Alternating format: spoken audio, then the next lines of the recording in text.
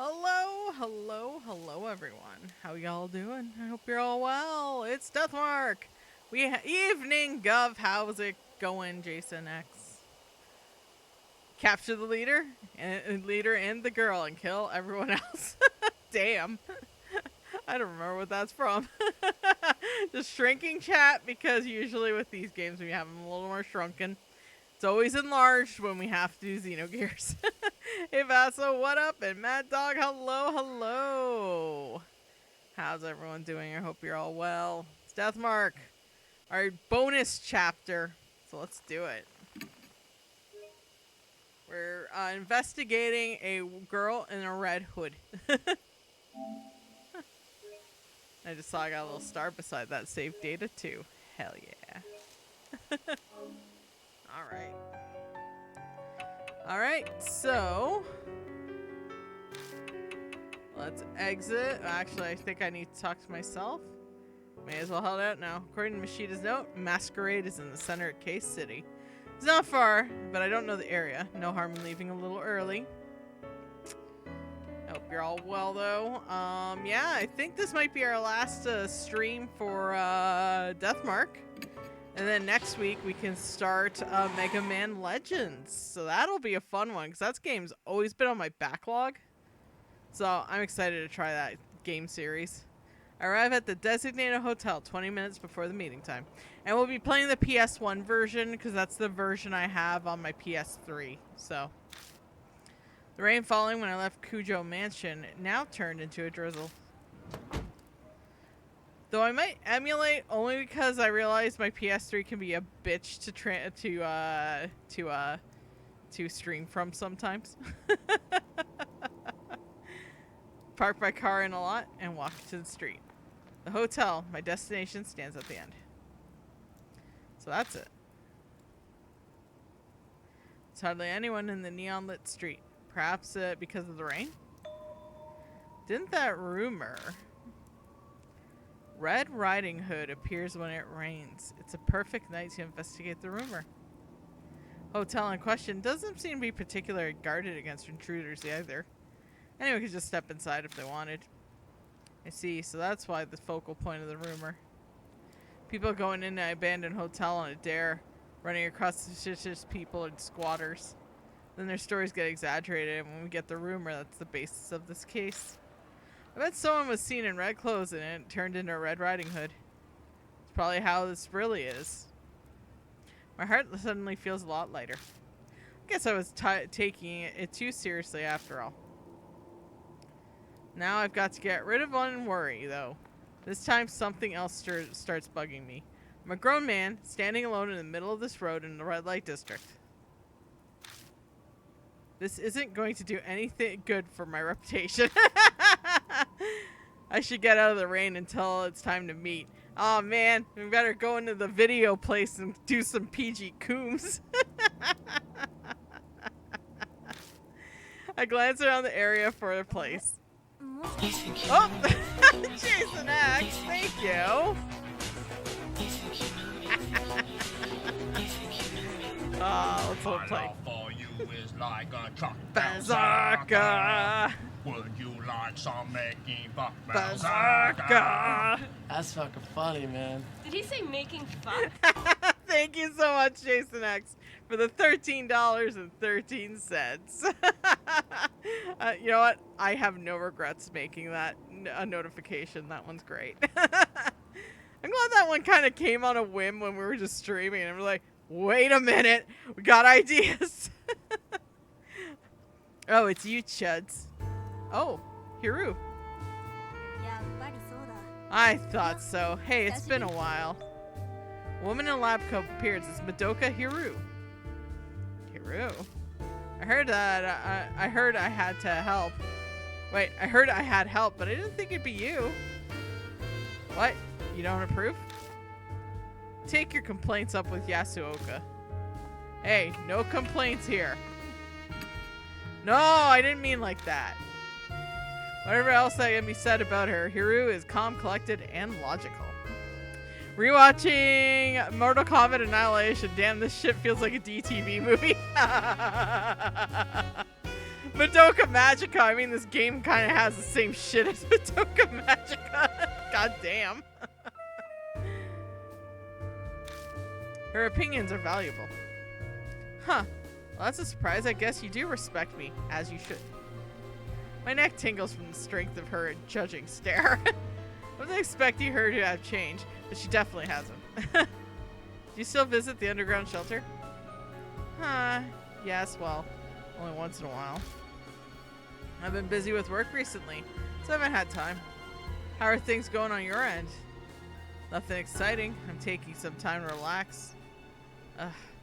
I wasn't really asking about you personally. Whatever. I think I have a pretty clear picture now. Haru glances down at her watch distractedly. Something wrong? No, he should be here soon. Oh wait, there he is. I follow Haru's gaze to find. Yo. Hello? What is this? Hello, did I make you wait for me? Diamond? You were rounded up for this too? Haha, that's not a nice way to put it, but yes, basically. Yasuoka insisted, so I'll be accompanying you today. And don't worry about me, my health has been much better ever since then. My cough has mostly gone away too. Oh, really? I gotta review Kingpin tonight. That one was great. You know what? Yeah, again, I was saying on the one stream on Xenogears, I'm not a big fan of like the directors of the Dumb and Dumber and all that. Like, I'm not a big fan of those movies. Didn't like Something About Mary. Kingpin, on the other hand, was like, well, shit, this one's actually pretty good. A lot of the visual jags and long-term jokes like hit, and there was just like it aged well. Like, that was the weird part. It actually aged well. And comedies age like milk, so that's impressive. But yeah, I was surprised. I actually enjoyed Kingpin, so that was a pleasant surprise. And once again, Joe P. Real proves me wrong, and I love it. That landlord will haunt my nightmares, right? She might as well be a ghost in this game. He seems to be pretty confident about that. He looks pale as ever. But his body, and he's a doctor, so if he says he's fine, I'll just have to believe him. I met with Haru just recently, but, well, I hope we work well together again. I didn't take you along last time. Can't say an unscientific investigation gets me excited, but I owe that old woman, so this is how I'll pay her back. You owe her? Yeah, it's almost impossible to get your hands on old army documents. She's got a lot of influence, so I had to pull some strings for me. Well, I guess not just her. You saved me too. Back when all that stuff was going on, it's not like I don't feel indebted to you. I see. Thanks. I can't say that I ever expected Haru to feel that way. In a situation like this, I'm grateful. By the way, is it okay for the both of you to walk around in your lab coats? Shouldn't you change? Hey, this is a professional look. During the investigation like this, it's actually even better than... Your cell phone rings in her pocket. Oh, give me a second. Sorry, I got an email. Let's see here. Hiro checks the screen, her back turned to me. Huh, Hiro seems busy as ever. I'm fairly busy myself. Sorry to drag you all the way out here then. No, don't worry about that. If you're after something, then I want to help you out. After all, we overcame that horrible trial together. To us, you're... a friend? No, something even stronger, like a comrade in arms. Sorry for the interruption. It was an important message. Last person won't make it. I was caught by her manager. Ah, she meant the idol Ai Kashiwagi. Sounds like she's keeping busy too. But bringing a popular idol to a place like this sounds like a PR nightmare. So here. Haru hands me her cell phone. What are you doing? She's still on the line. She wanted to apologize to you herself. I don't really need... Quit your grumbling and take the call. Haru shoves the phone in my hand without letting me get a word edgewise. Guess I have no choice. My voice when I speak on the phone is surprisingly meek. Hello, hi? Oh, is that you, Mr. Chuds? Good morning. It's me, I Kashiwagi. I'm so sorry. I regret not being able to help you for the rest of my life.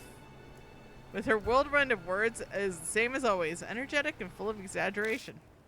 I did my best to convince her not to worry.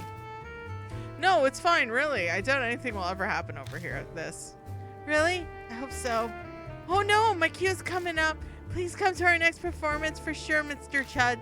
Okay, bye. And just like that, a hurricane of phone call passes by us.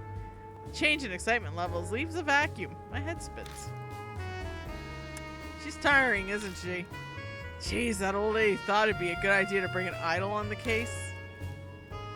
By the way, Chuds, are you close to Kashiwagi? That's an odd question coming from Diamond. Yeah, I mean, I have her contact info at least. Could you get me concert tickets? A kid at work's a huge fan of hers, and they can never get a ticket. Oh, that explains it. Still, I didn't think she was that popular. I could try asking. How many do you need? 3 if possible. I'd like to go as well. It's a rare opportunity.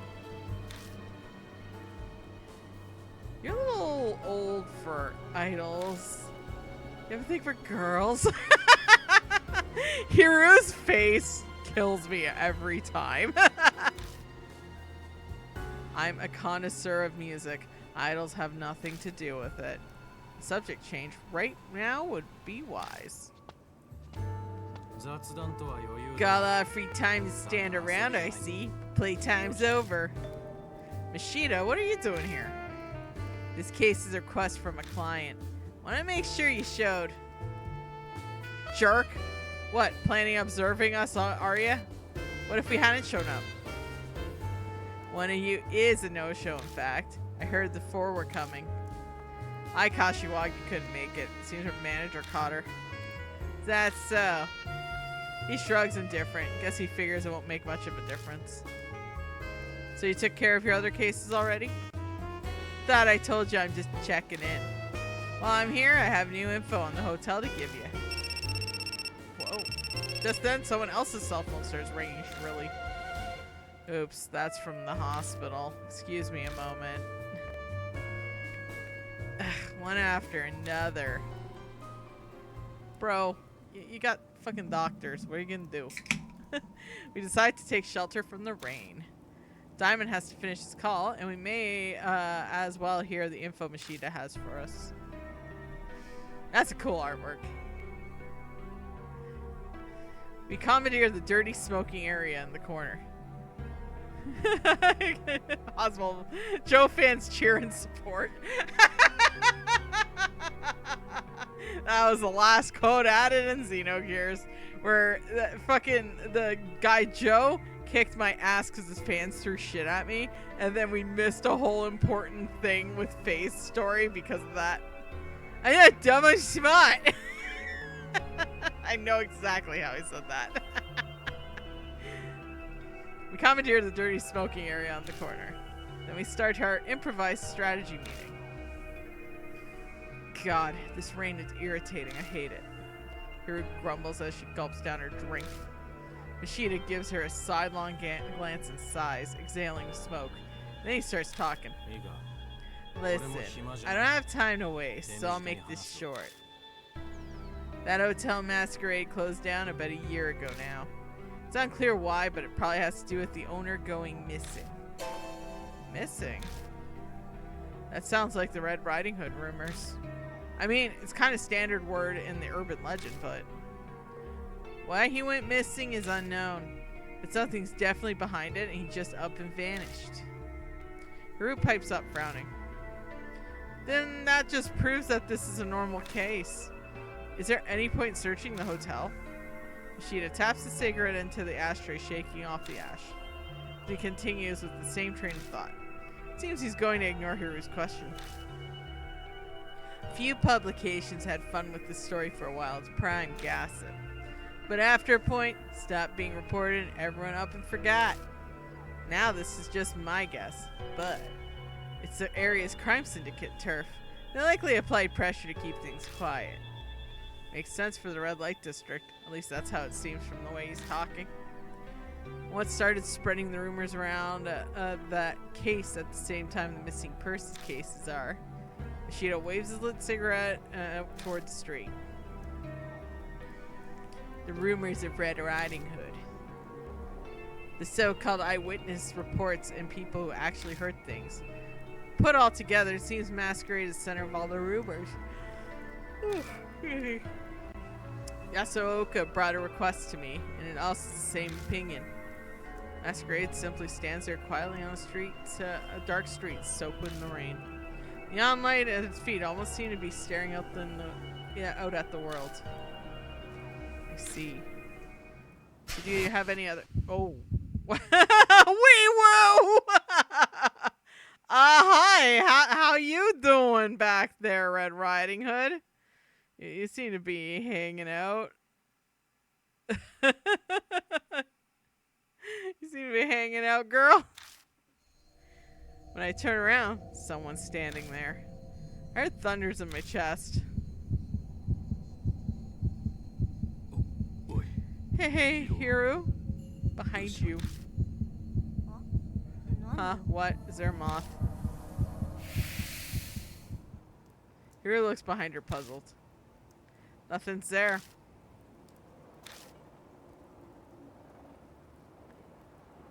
Ominous. Sorry. I think my eyes were playing tricks on me.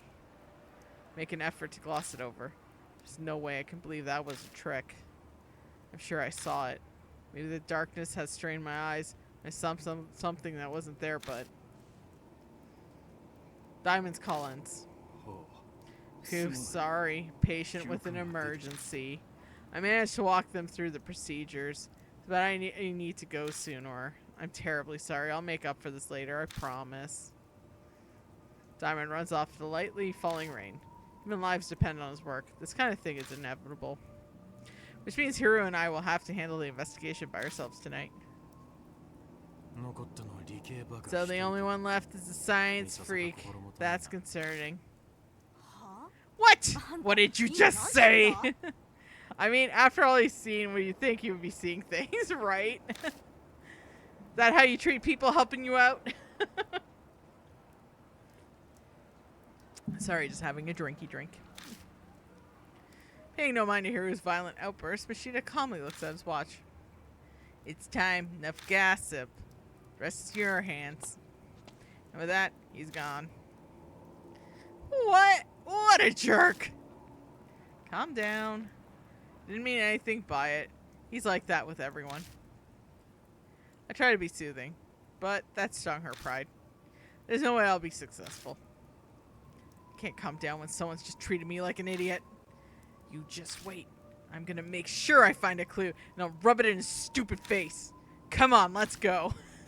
That motivated her. Alright. Went inside the hotel. Step inside and greeted by the chilly air. Is this marble or footsteps echo across the exquisite detailed floor? Where are we? It's a hotel, so the first floor is probably the lobby. Alright, yeah, that would be, wouldn't it? It's only been a few seconds since we set foot in the hotel, and yet Hiru's fury, determination appears to have puttered out. Where'd all that energy disappear off to? You okay, Hiru? I'm fine. It's not like some weird spirit's gonna pop out. This is nothing compared to the underground shelter. But don't you think something's odd? Like what? Maybe it's because it's only been a year since this place shut down, but... It's less damaged than I thought. I assumed there'd be more graffiti and stuff. You know, now that she mentions it, it's true.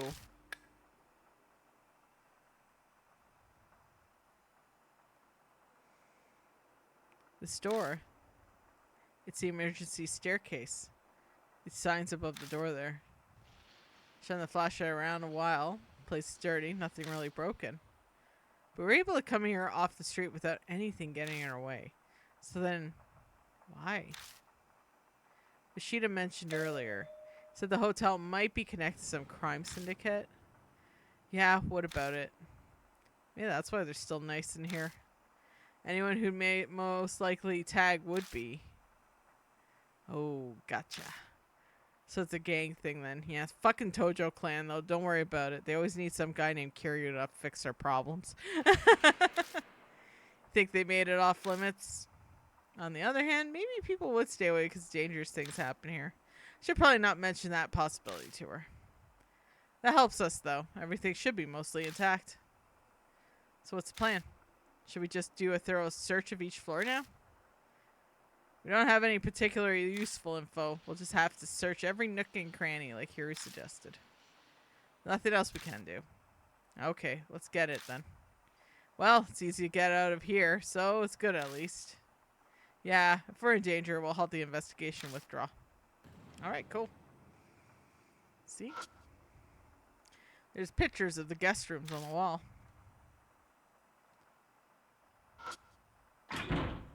Emergency staircase is locked. Okay. It's a display case holding various products. Painting is clearly out of place among them. Masquerade wife. It's a picture of a masked woman wearing a wedding gown. Entrance to the reception booth. Go inside. Height. A key ring has been left carelessly on the front desk. The ring has a tag that reads for emergencies. Oh, okay. Nice. Looks like you found something useful right off the bat. If it says it's for emergencies, then Hiro looks at the door on the right. Might open the door to the emergency stairs. Yeah, let's try it. It's the door to the elevator. Try pulling on the elevator door. Move slightly if I pull it my weight to it. But based on what I can see from the window, the elevator isn't on this floor. Opening it would just make it easier to fall to the bottom. Okay. You know what I'm going to do, though? Save.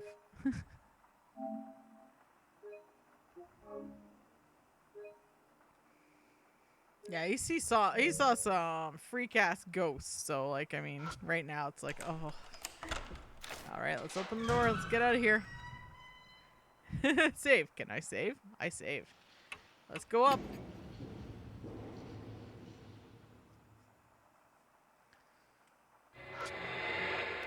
Oof. Masquerade wife. Picture of the masked woman gazing at a man. Chandelier. It's dusty, spoiling its beauty. I'm gonna swing on the chandelier. I can't do the Toad impression one. Open the door to the guest room and walked inside. Okay. Ooh, imagine all the stains on that mattress. Put a hand on the bed and leave my weight into it. Spring simply creaks fruitlessly. Why would you touch it? Oh, God. Bro. There's an iron bars covering the window. Sturdy iron bar seems a little much if they're only to stop people from falling. Check behind the wire door and I find that's an empty cardboard box. Open the door to the bathroom.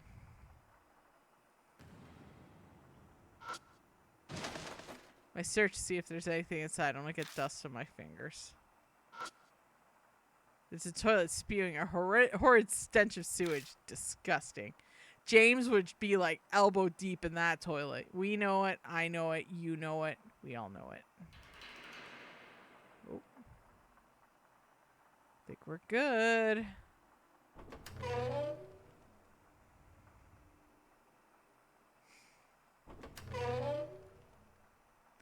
Stinky James. Smelly James. You're so smelly. I know exactly how I said that too.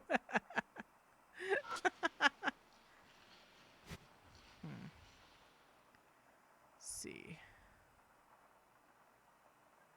I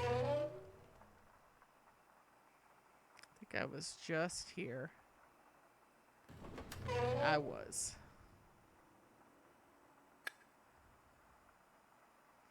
Elevator doesn't respond. Okay. There we go. Okay, let's have a look here. Small wooden chest. Drawer is locked. Seems to be a simple stopper type lock when you find out a writing desk. Why don't you just break it? Shouldn't that be the last resort? It seems like a natural choice for a mammalian primate hominid.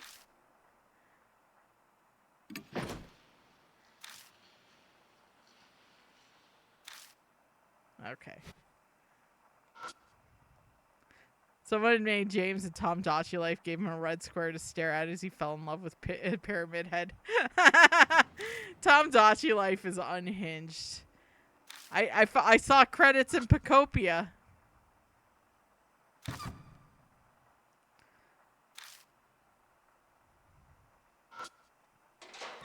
Check behind the wire door, but all I find is a cardboard empty box. Okay, same dealio, I guess.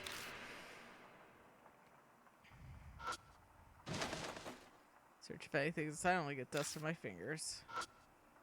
This is a big old stinky toilet that James would be elbow deep in. Okay, let's get out.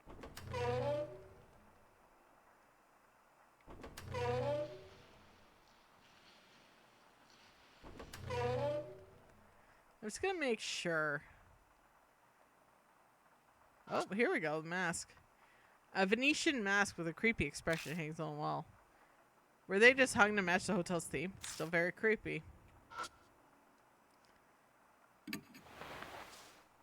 Lift up the mattress and look underneath. Why would you do that? You know, funny story. My one friend, her aunt, when she was a teenager, they went for like spring break, you know, and they thought, yeah, let's like mess up the hotel because, you know, dumb kids, right? So they whip off the mattress and used condoms, flew everywhere. They screamed and ran out the hotel.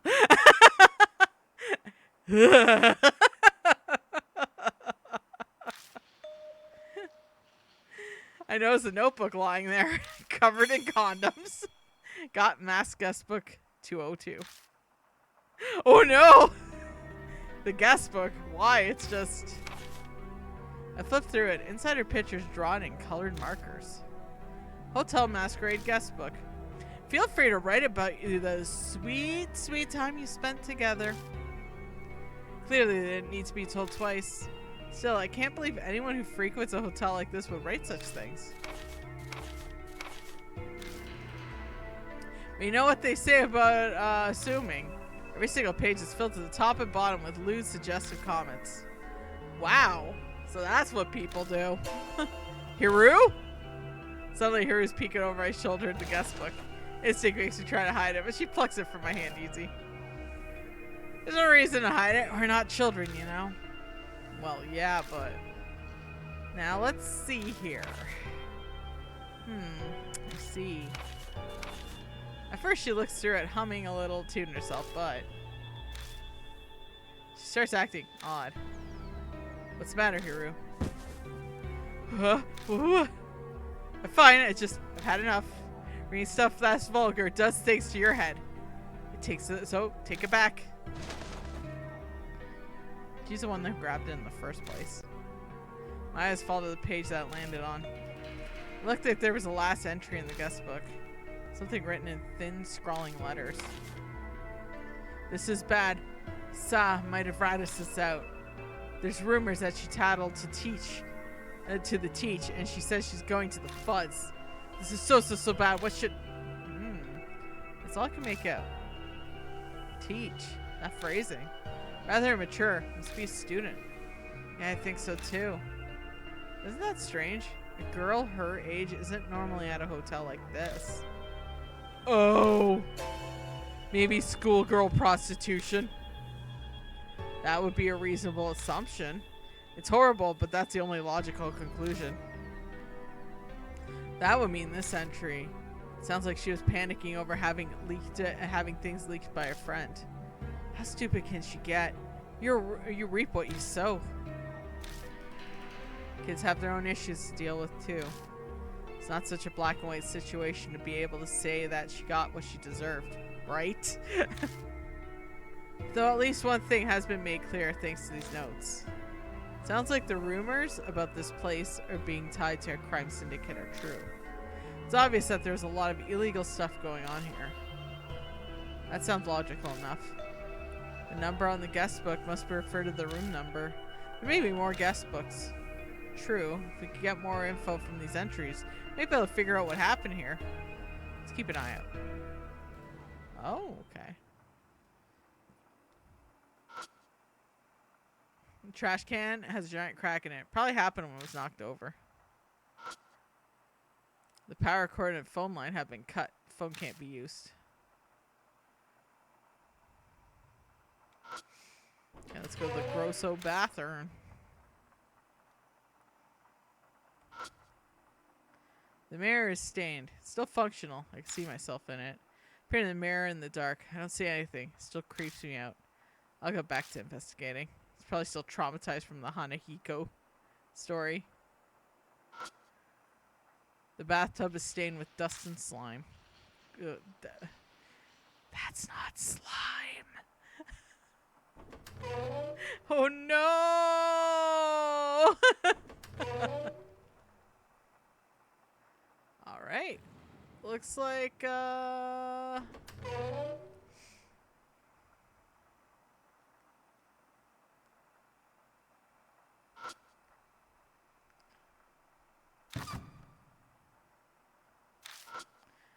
shit. My bad. Okay. Talk about your PG Coombs, right? Press the button repeatedly. The elevator does not respond. Door does not open.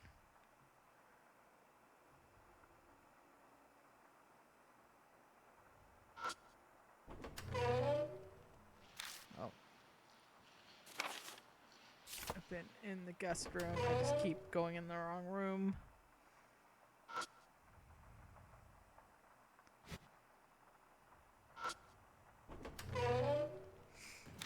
I guess I just have to back my train up. This is the one we just were in.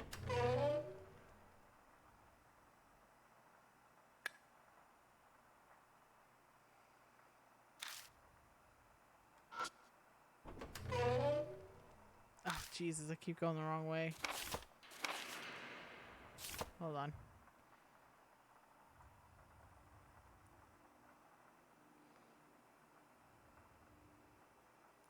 Okay, where are the emergency stairs? Or am I stupid?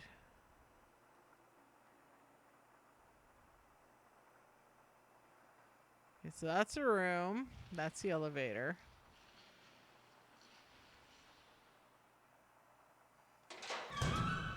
There we go. Just a little lost is all. Let's go up.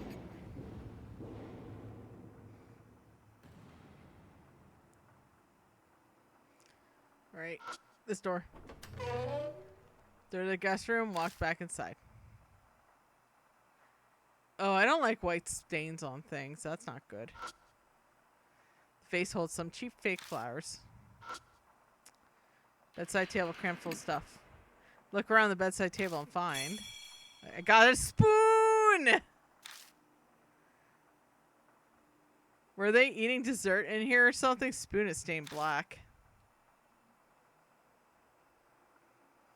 Maybe they're sticking up their butts. Large air conditioning unit. It's tinted yellow, maybe from tobacco resin. Okay, bathroom time. Sure, this is painted white.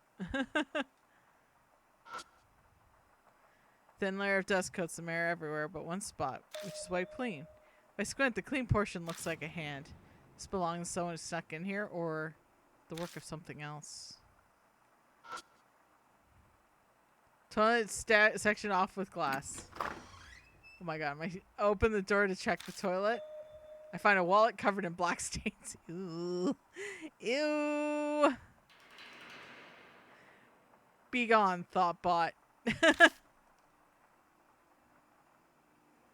Ugh, it's moldy. Try not to breathe it in. Is there anything inside? I check inside. There isn't any cash, but I got a credit card. Guess probably dropped this. The stains make it so you can't read the name on the card.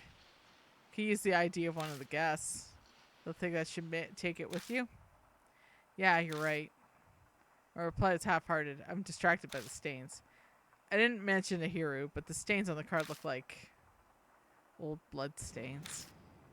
Ooh. Oh dear. Oh, hello. Toilet paper is stuck to the bottom of the trash can. Other than that, it's empty. Well, that's dog shit. Okay,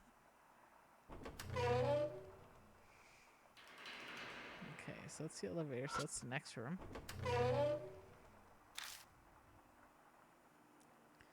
Oh, oh. Spanish donkey lies in the corner room. I don't want to imagine what that was used for. Part looks like with the neck broken, the head missing. Inside the glass case are whips and ropes. They're rather shoddily made. I doubt they would have survived being used. There's an unnatural space along the wall. Going by the stain, it's likely something once hung here. There's a door leading to the bathroom, but it won't open. Must be broken. Put my hand on the door and try pulling. But it doesn't move at all. Just give up. Might break it if you force it.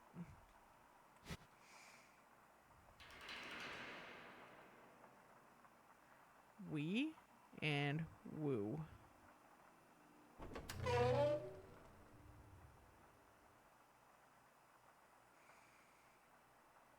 Okay. Oh, hold up.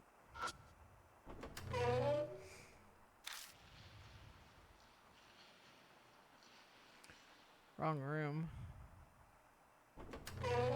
Meant to go to the other room. This one.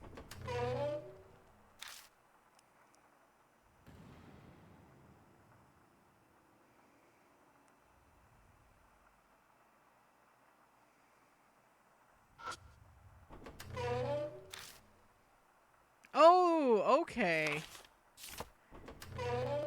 I know what I need to do for the credit card. Alright, so we have to... I know what to do. I checked the guide. We use the credit card to jimmy that one lock open.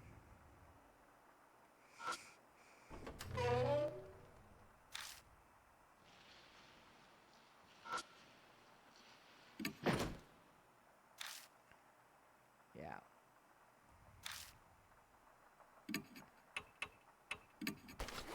Take out the credit card.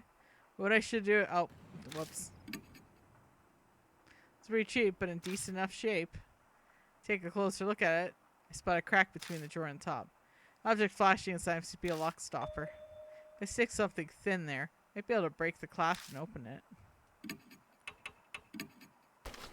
My mind made up. I take out the credit card. Huh? What are you going to do with the credit card? I want to try something. I don't know if it'll work, though.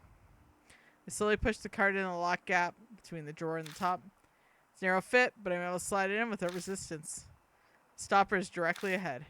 So if I keep sliding the card, a tiny bit of resistance, but it abruptly unlocks. Wow, nice work. Truly the pinnacle of monkey evolution. Thanks, Hiru. Is that really a compliment? In any case, open the drawer and find a mass guestbook 201, a mini massager. Oh no! A battery operated massager, huh? Well, I'll leave its use up to the imagination. There's more guest books after all. Let's see. What does this say? No, I'll look through this one. Firmly take the guest book from Hiru. I just learned that it's better not to let her see anything too shocking. Aw, come on. I want to read through it for future reference. Our investigation takes priority. Quickly flip through the pages looking for a clue similar to what we found earlier. It didn't take me long to find it. Last entry in the guest book, just like the other one we found. Something's up. The fuzz hasn't come. Did Ko really tattle? Mr. N is acting normally too. Sa hasn't been in school recently. That's all I can make out. Huh. Sounds like the one we read earlier. This fully supports my earlier theory. Yeah, I guess so. Oh no! Mad Dog, you made me jump. Thank you, Mad Dog, for the $2.75. I'm assuming the oh no was for the mini massager we found. Definitely criminal activity going on here. Those vivid entries prove it. But why wasn't this reported? Good question. This entry makes it sound like she was being backed into a corner. Someone was plainly threatening to tattle, but there's someone that they know too. They wouldn't be this shaken otherwise. And supposedly this person reported to teach too. Entry says in the end, the fuzz, aka the police, would never come. Can't come to a conclusion just yet. All we can do is speculate. We both freeze in the moment, all silent. Was that a noise from above just now? Yeah. Someone might be above us? On the 3rd floor? No one was around when we were here earlier. Should we go see? Silently nod. Okay, let's back up. Let's save.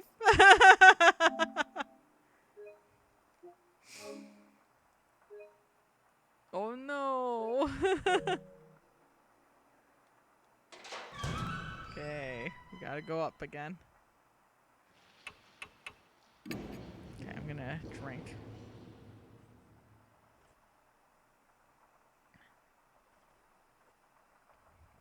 And the instant I step foot on the 3rd floor, I suddenly get a chill and stop in my tracks. Huh? Did you find something? No, nothing. Just as I'm replying to Hiru. Sir? I heard a voice from behind me.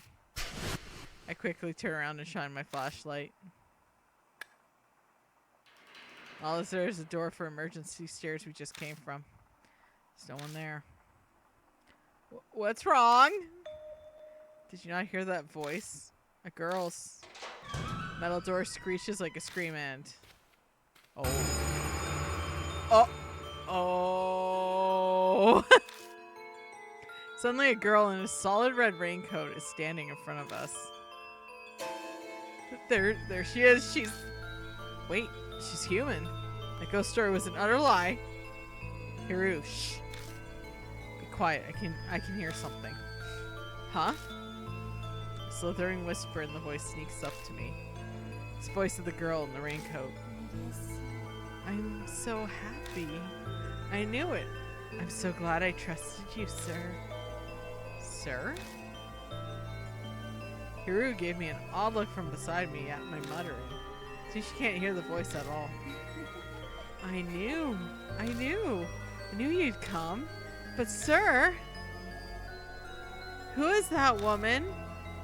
The echoey voice is like ice. Strangely enough, I don't feel hatred in it. Just sadness, regret in it. Quiet plea. I'm going to make sure. Make sure what? Logical side of me warns not to get pulled in. Raincoat flutters in stagnant air. Live or die! Sir, do you come here in places like this very often? Okay, calm down. That's right, sir. I'm someone she respects. If I were someone she respects, how would I reply?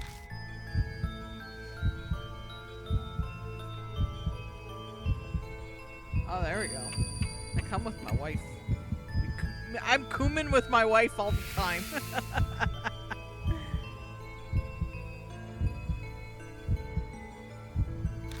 Yes, of course. Hey, sir, could you tell me, please? Another teacher told me that... Oh, no, how about you shut up, Siri? I'm trying to do voices. Okay, phone's going face down. She wants to play a game. Another teacher told me that I'm heartless and don't treasure my friends. But if something's wrong, then it's wrong.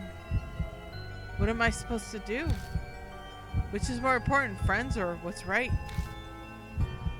Well, the truth, honestly. Yeah, what's right? You gotta... I'm sorry. Sometimes you gotta do what's right.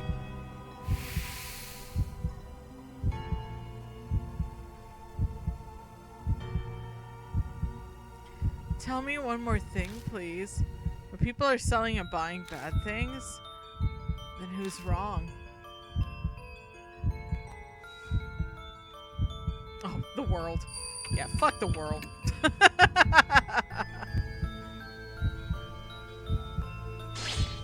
Oh, I got wrong? Oh, shit.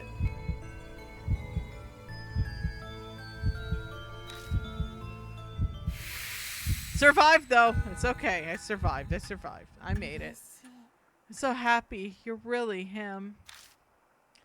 All immoral people died. I just caught a glimpse of a twisted smile under the darkness of her hood. Who is Sir? More importantly, who in the world is this girl? Questions will swirl around my head.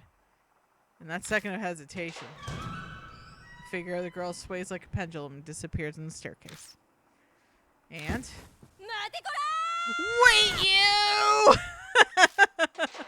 Hiru dashes madly after her. Hiru, don't go! I desperately call after her, but there's no reply.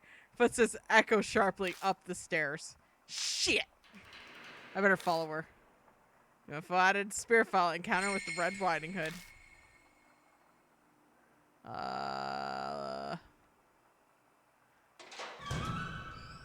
I think I just chose the wrong door. Oh, go up. Go up.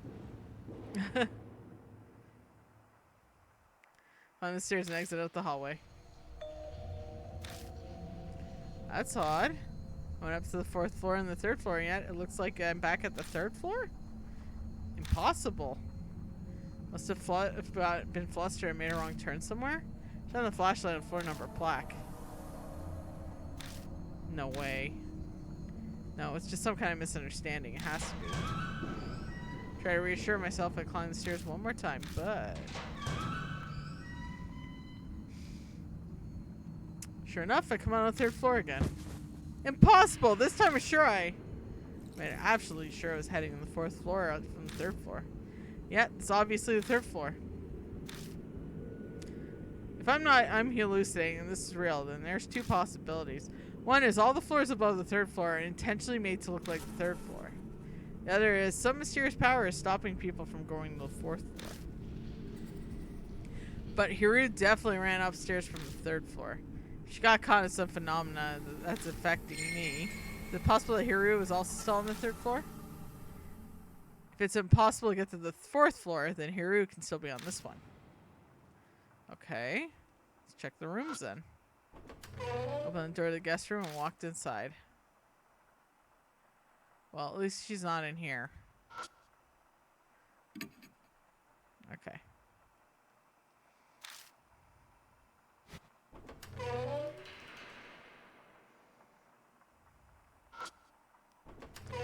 Okay, let's go. I step inside the guest room. Something's not right in here. Are these spider webs? When I entered just a little while ago with Hiru, these weren't here. Oh, Spider-Man was making webbing in the room. No! It's hard to believe it, but the room is covered in spider webs now. I hear the bathroom door open. Hiru? So this is where you were. Hey, Hiru?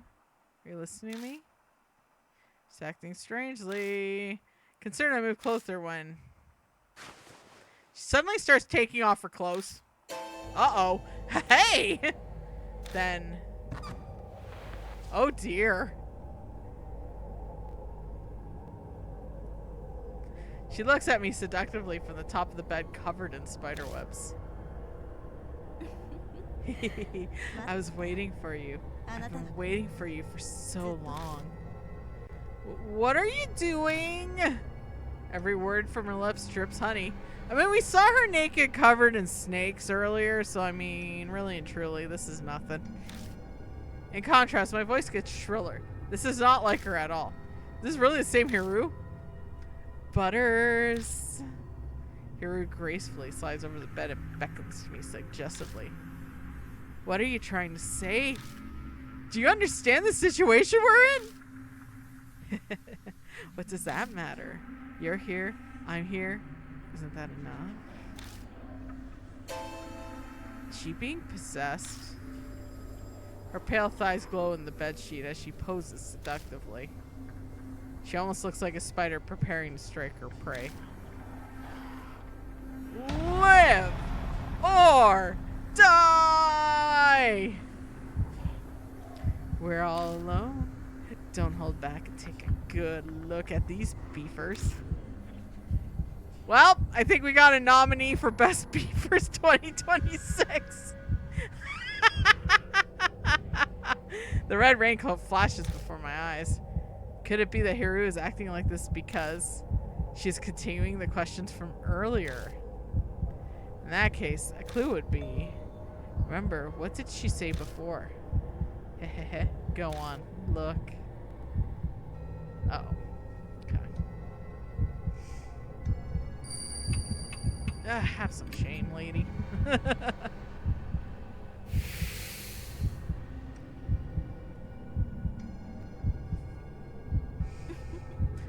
How cute. Here suddenly starts coughing violently. It's hard to breathe. Please, my back.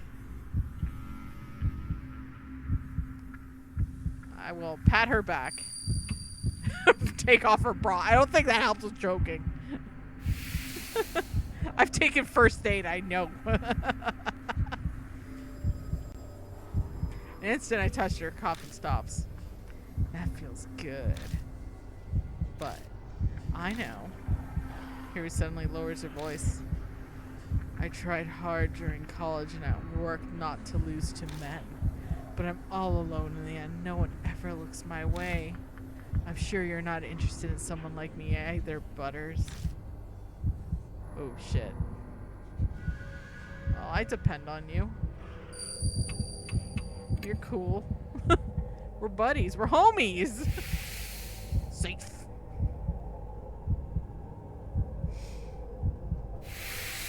Survived.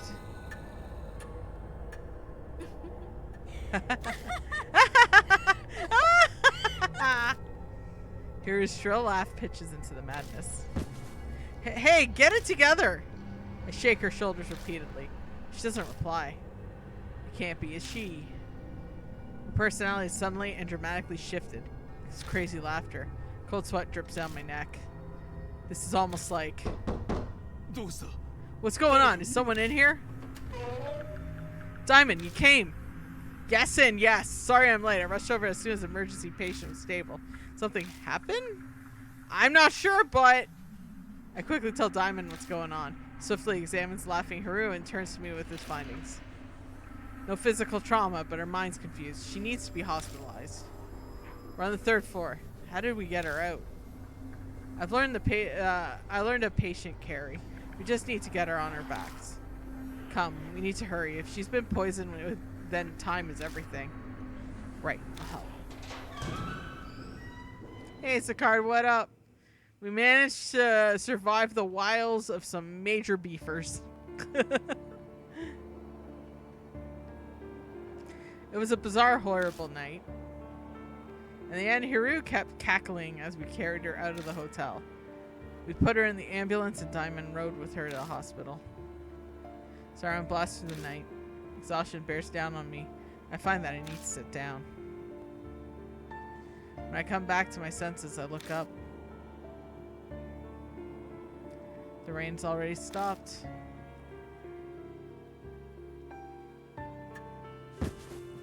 When I get back to the mansion, I collapse on the sofa. Gah. Fury rises within me without an outlet. Why? Why is this happening again? I'm sure I sealed Mary. So then why? Why again? The image of Hiru earlier fixes in my mind. To do something. Something. Her shrill laugh echoes in my ears. Alright. Cool. But we're gonna save first. We lost a little spirit power, but that's okay. The guide was bad. Just walked in half-naked chick on stream. Yep. Just possessed by a ghost. Alright, rest for today. That's right, I have an investigation tomorrow. Once I'm done looking things up, I should be out of bed early.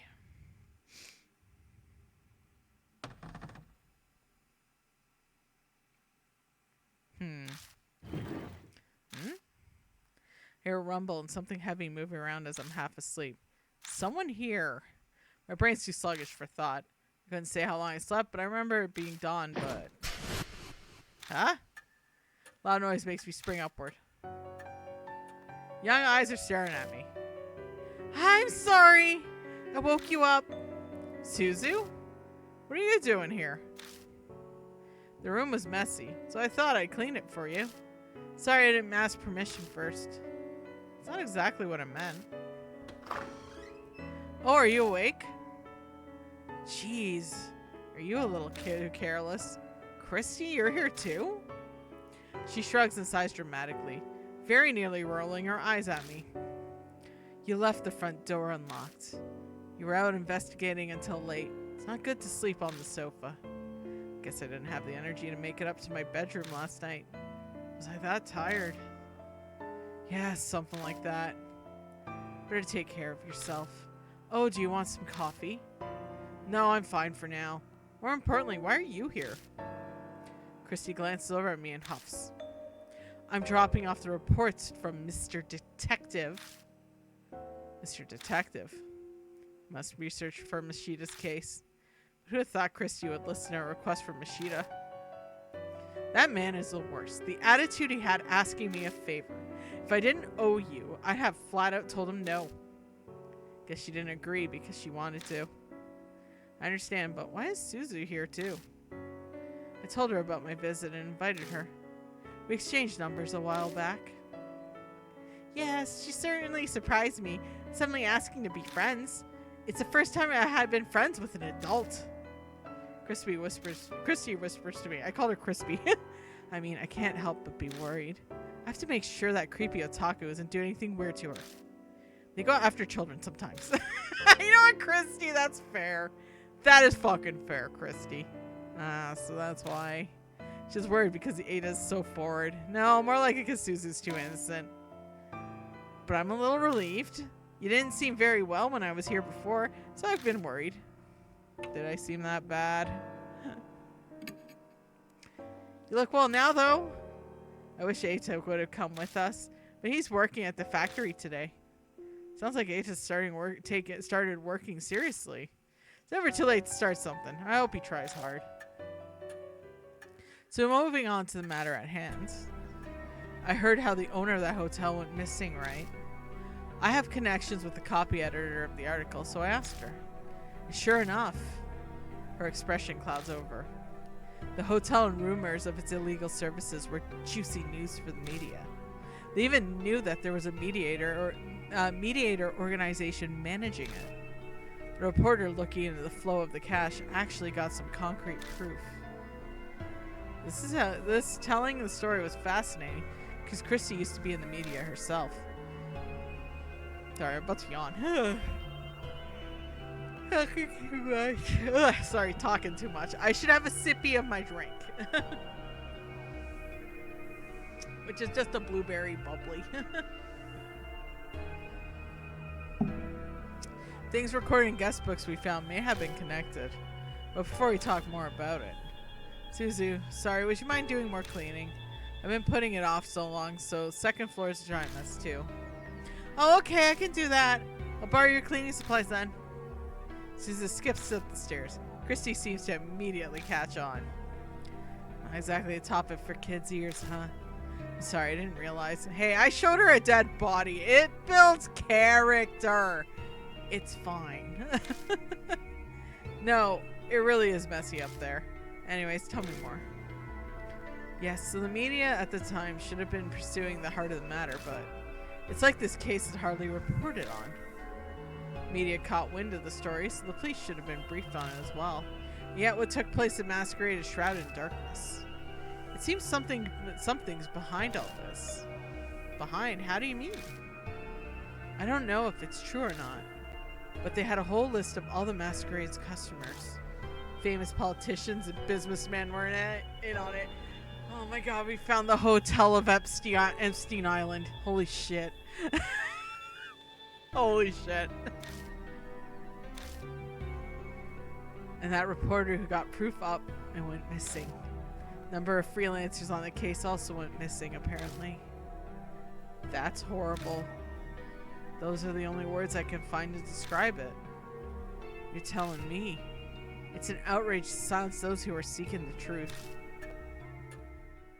It's bad, but at least it'd be a little better if it was the work of regular humans. The work of regular humans? What do you mean by that? Exactly what it sounds like. Truth is... I tell Christy about what happened yesterday. We found in the hotel and what happened to Hiru. The color drains from Christy's face until she's white as a sheet. Suzu? We're leaving! With her sudden yell, Christy stands up and prepares to leave. What? What's wrong? No one told me. What? No one said a single thing about spirits like that being involved. I'm sorry. I can't do this. I'm never gonna face a spirit again. And I'm not just thinking about me. I don't want Suzu going through that either. Thinking about it makes sense. No one has a right to drag Christy and Suzu in a case like this, especially me. I'm sorry. I didn't mean to get you involved. Research you've done is enough, so don't concern yourself about it anymore. Christy looked at me stunned in surprise. No, I should be the one apologizing. I owe you. You did everything you could to save us, but we... Is something the matter? Suzu re-enters the room, head tilted in confusion. I just remembered something I have to do, and we need to leave. Sorry. Can you keep cleaning next time, okay? Okay, I understand. Suzu nods, and though she looks suspicious. It's very perceptive. She has to have picked up the strained air between us. Well then, see you, Mr. Chuds. Right. Thanks for coming all the way. You were a great help. I'm very grateful. Christy quickly bows to me, an expression inscrutable. Excuse us. I'll come again sometime, okay? Suzu puts her hands together and bows politely. She whispers in my ear so Christy can't hear. I'm so sorry. I caught a little bit of what you were talking about earlier, so I contacted Aita. I'm sure he'll be helpful. Oh. To be honest, I can't imagine Aita being very useful, but Suzu has good intentions, so I nod. Thanks, that helps. Do my best to smile and see them out of the mansion. Need to get ready soon and head out. New info added. Christy's information. Alright, let's save.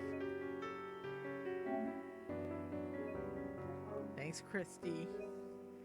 So I bet if you just went for the bad ending run first, you would not get this chapter at all. Because I don't see how it makes sense without it, right? Alright, let's go to the masquerade.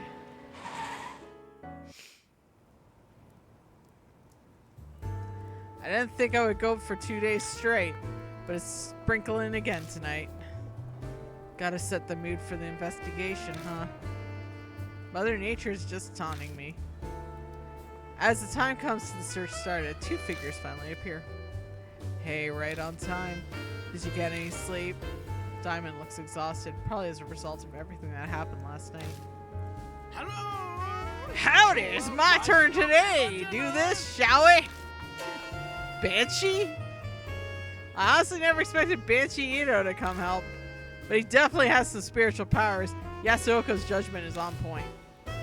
More importantly, how is Hiro doing? She's stable. She's showing no adverse symptoms. She hasn't regained consciousness, and she's exhausted a lot of energy. Even being optimistic, it isn't good. At this rate, her life could be in danger. Is that so? I was prepared for bad news, but the situation sounds exceedingly dire laid out like that. The problem is we don't know the cause. We suspect poison, but without knowing what kind, there's nothing we can do. What's worse is we can't find a puncture wound for the injection point. Can't give her serum? Is that normally what you give patients when there's poison? Diamond looks exasperated, or rather frustrated as he shakes his head. So just try random antitoxins? Sure, if you want to kill her, go ahead. Even if we did get our hands on the poison, it'll take time to create a serum. It'd be too late. So there's nothing we can do. Just had something kind of clue. I look up at the hotel and bask in the sea of neon. There isn't much hope, but we cannot despair either. Oh, that's right. Just so you know. Diamond looks over at me. There was no mark on Hiru's body. I see. Which means that nightmare isn't starting again. Sigh of relief.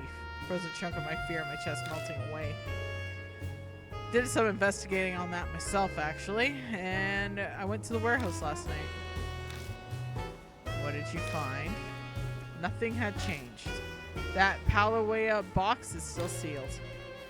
Is that right? Well, that's good. That's the first good news I heard in a while. Come on, you two. How long are you going to stand around chit-chatting? Let's get going already. All right, sorry for making you wait. This is everyone for today, all right? I hesitate for a second as Ada comes to mind, but this is all of us. Let's get started. Good. Time to get a move on. So energetic that it's more worrying than reassuring. Why is Banshee this fired up? Just an FYI, old man. This place may be abandoned, but stealing is a crime. An ex-detective gave us a request if you do anything illegal. How dare you? Don't go around stealing things. I'm helping out of the goodness of my heart. Anyways, who cares about that? Let's get searching. Sounds like Diamond hit a bullseye. Banshee rushes ahead of the hotel as if trying to get away. As troublesome as ever. Well, at least he's reliable for times like these. By the way, Chuds, may I ask you to do something for me? No need to be so formal about it. If something were to happen to me, please move Hiru to another hospital at once. I spoke to another doctor I know. Okay. Then if I start acting strangely, I'll leave myself in your hands, Diamond. Yes, of course. But what will we do if both are done in? Good question. Guess it'll be up to the grumpy detective. Right, let's have him take care of it. Come on, we can't let that guy wander alone. God, Banshee's gonna start stripping on a bed. Oh no! Whoa, it's still fancy in here. Banshee's cheerful voice hits us as soon as you step inside. Oh, maybe I'll make this my second home. Oh, what's this glass case about? Talking to himself, he starts rummaging around. I already warned you once, old man. We're not here to play. I don't think Banshee's listening. As Banshee putters around by himself, it reminds me of what happened to Hiru yesterday. We should stick together as much as possible. It's dangerous to go alone. Yeah, you're right. Hey, old man, are you listening? I have ears. He hears us all right, but clearly won't listen. Good grief. So, Chuds, you searched up to the 3rd floor yesterday, which means we should look through the 4th floor and above today. Yeah, that's right, but is there a problem with that plan? We went up the stairs to the 4th floor, but ended up back on the 3rd again. I told them about the mysterious phenomenon that occurred yesterday. Are you sure it wasn't just confused? Yeah, I'm pretty sure it was real. Then we're in trouble. There's no other way to get to the 4th floor? What are you talking about? There's a way right over there, easy. Banshee unexpectedly butts in. What do you mean? That thing right there, see? Hey, Austin, what up? You did a HEMA class today and heading home soon. Nice. Yeah, I'm just chilling, enjoying some Deathmark. I'm glad that you're having a good day as well, Austin. You bunkers not know where the elevator is? Diamond lets out an irritated groan. Old man, you know elevators need electricity to work, don't you? You don't think the hotel has any power? If there isn't any, then all you have to do is make it so that there is. There's devices that control electricity. I should know. I'm an expert. Oh, really? Is that so? Diamond sighs. I think we lost the will to argue. Guess I'll just find the device and then fire things up myself then. Heads off after I told him not to wander away from others. Just ask you not to go off by yourself. Banshee, I'm begging you, stay. Didn't get to finish my sentence. A splitting pain pierces my head as I fall to my knees. Ugh. Chuds, what's wrong? My head suddenly. Do you get chronic migraines? Do you have any medicine on you? No, don't think it's that. It's just throbbing. Pulsing headache. You don't have any medicine, then icing is the best. I'll go buy some from the vending machine. Sit here and wait until I come back. Don't try to stand, you could fall over. I sink to the floor, unable to reply. For a long, Diamond returns with a cold bottle of water, but... Strange enough, my headache completely vanished while he was gone. It's hard to believe that pain was intense would disappear so easily, but it did. Diamond doesn't seem particularly surprised when I tell him. No, it's not that odd. After all, we haven't clarified what caused the headache in the first place. Sure, it's just exhaustion. You didn't sleep much yesterday, did you? That's true. Can't exactly say I got much rest. When you're under continuous stress, it's possible to get sudden headaches. Once you get home, you should take a bath or something to relax. Okay, I'll try that. All that's common sense, but it carries weight coming from a doctor. By the way, Diamond looks around puzzled. Where's Old Man Banshee? Huh? I whip my head around, searching. Banshee is nowhere to be found. Jeez, already. I give up. We'll find him soon. Let's hope so. I'm quite worried. But there's nothing we can do. Let's let him do what he wants. As long as it's proper investigation, detectives should have no complaints. Yeah, let's go. Alright. Alright, emergency room.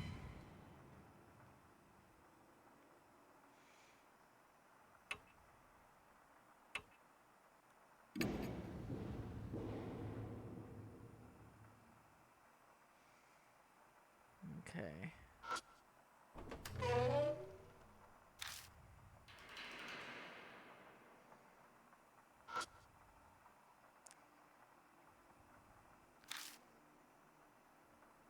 Okay.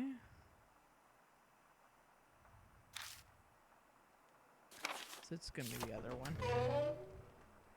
That's fine. We'll go here.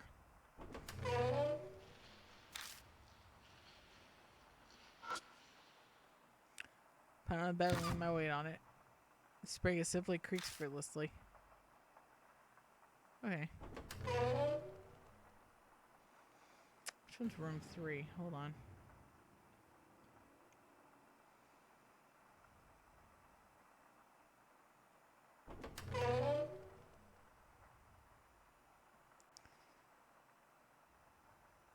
Oh. Oh, there's something under there. It's like a paper on the bed. Try pulling on it, but it doesn't budge. I have to lift the bed up a little more if I want to get out. What do you think? Can you lift this? Well, I can at least hold it up. I'll just have to give it a try. Make sure you don't hurt your back. 1, 2, 3. We both lift the bed up together. Managed to drag the object out with my foot.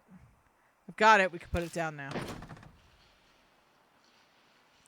Phew, that worked up a sweat. So what did you find?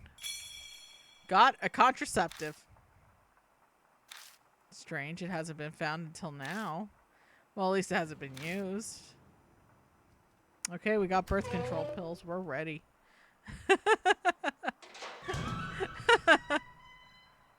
Hey, floor 3, baby.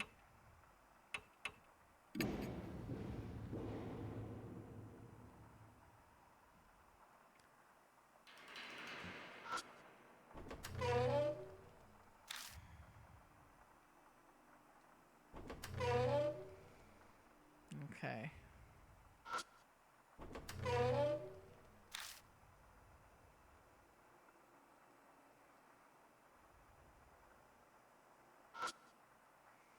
Base holds some cheap fake flowers. Large air conditioning unit. It's tinted yellow, maybe from tobacco resin.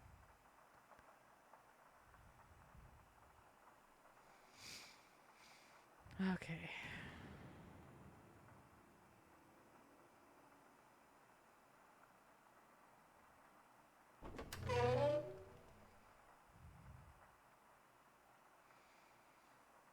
Okay, sorry, I'm just seeing.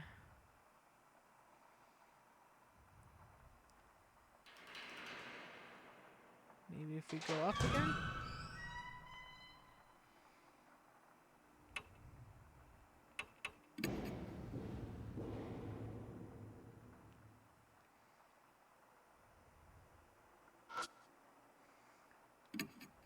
Try pulling on the elevator door.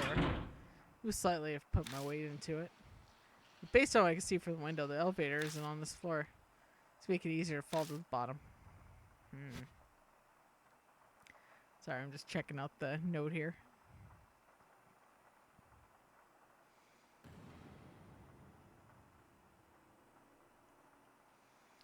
Room 3, you can now return the corridor and search the elevator. Oh. Oh, I gotta... Okay. I see. I missed a step on the second floor.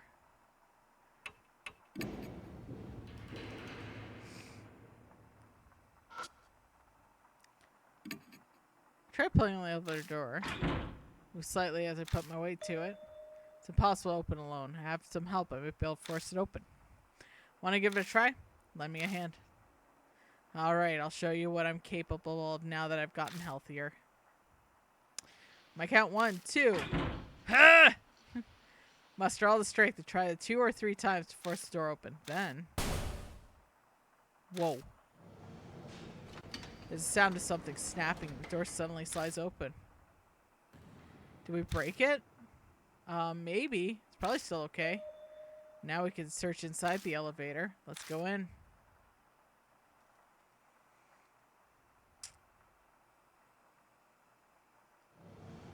Got in the elevator. Manually opening the door with my hands and stepping in feels weird. Diamond contentiously closes the door once we come inside. Doesn't leaving the elevator door open concern you? Ah, true. I think it was just a habit I didn't think about. Still. Are those spider webs on the ceiling? Yeah, looks it. In closed areas like this would be a good place to spin a web. Now then, where should we check first? Excuse me. My allergies have been very bad.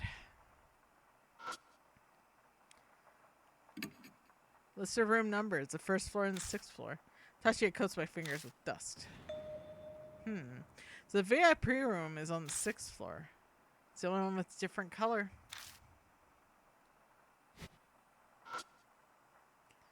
The cables are coming out of the hole at the top. Looks like the light used to be here. It's taken down for whatever reason.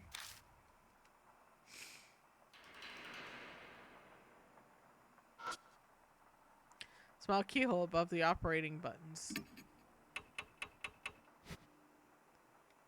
Wait, what if I take a spoon? Oh, I tried.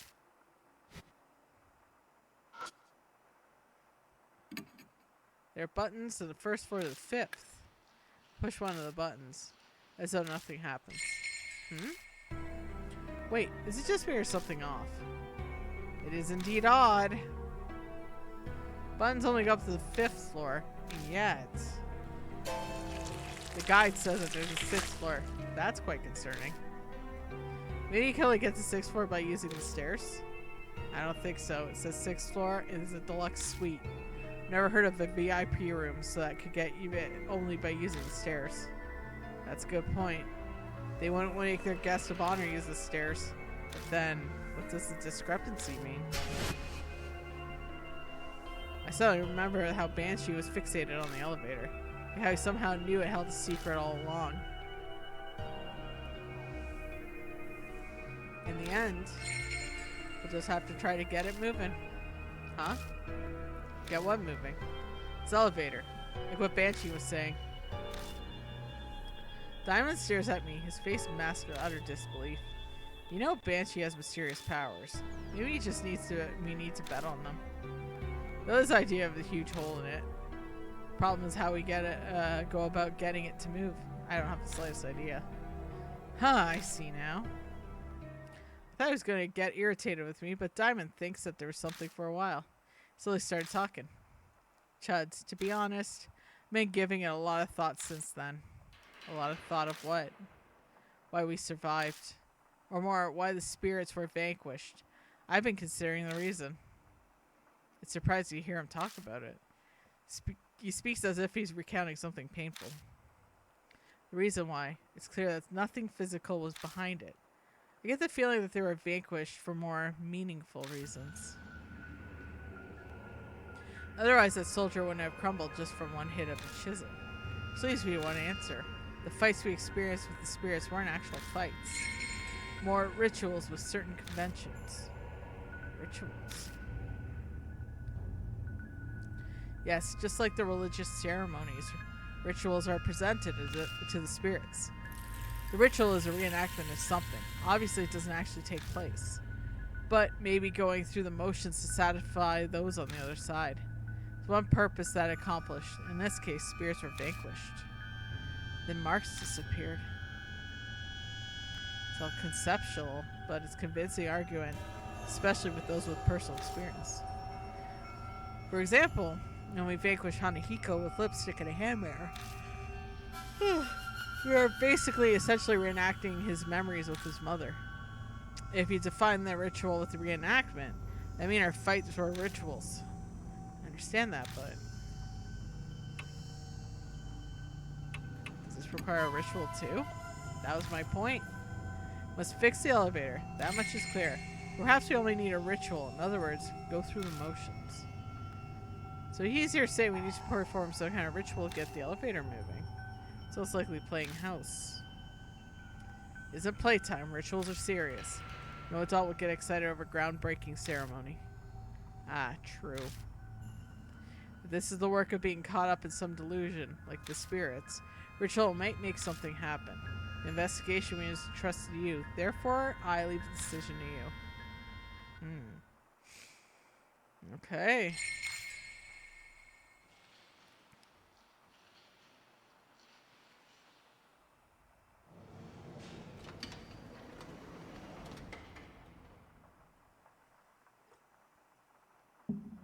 Okay.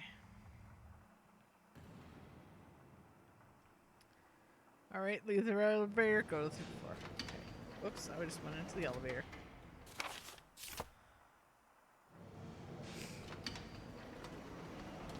There we go. Go up. We return to the 3rd floor.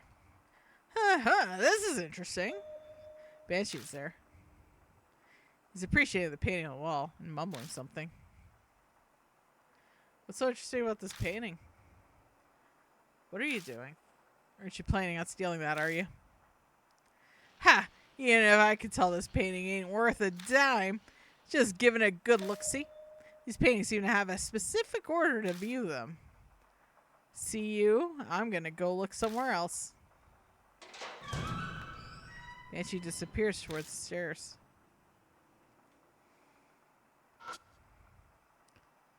Masquerade wife. Picture of a masked woman walking with a cane. Oh, okay.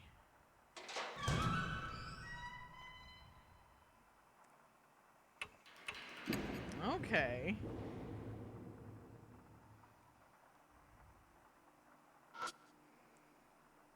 Masquerade wife. Picture of a masked woman gazing at a man. Okay.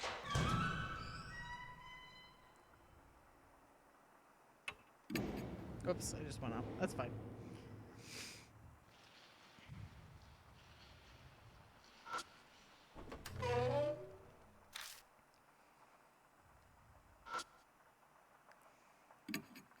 Put my hand on the door, try pulling it. Doesn't move at all. I see. Try opening it while pushing it from the other direction. Which direction is that? One not involved with opening or closing, but from the side. Try pulling on the frame again. I'll try it out, and I'll try out my idea. I pull on again, and as I've told, Diamond puts his hand on the side of the knob and leans his weight forward to the hinge. Then, the door, which was stubbornly refusing to open, abruptly pops open. Wow, actually opened. Just a little life wisdom. I live in an old traditional house, so I deal with my fair share of troublesome doors. Makes sense. You never know what's going to come in handy. Might be something inside. After all, the guest room seems different. Yeah, we should be careful. Alright. Shelf is stuck to the wall. Check through all the bottles on the shelf. Find a tube that still has something left inside. Maybe toothpaste? I'll look at the label. Got Vaseline. Oh, we found the lube storage! White petroleum, huh? It's used for a lubricant and moisturizers. Huh. Might come in handy. There's dark red stains in the sink drain. Seems to be dried blood. Someone must have lost a lot of blood going on by how much is on the floor. What the hell happened here? Alright, let's stick our hand in the toilet. Go inside, flush the toilet. So it's not a horrible coughing noise that spits up black water. When I look up, I notice something stuck to the side of the tank. Found a worn out talisman. Oh, nice! Healy boy!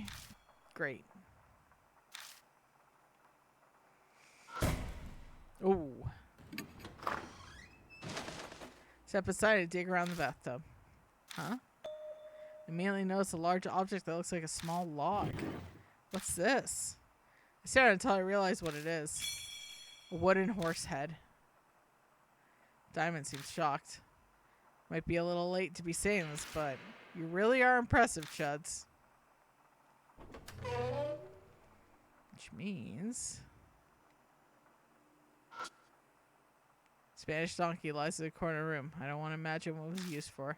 Part of it looks like its neck was broken. The head's missing.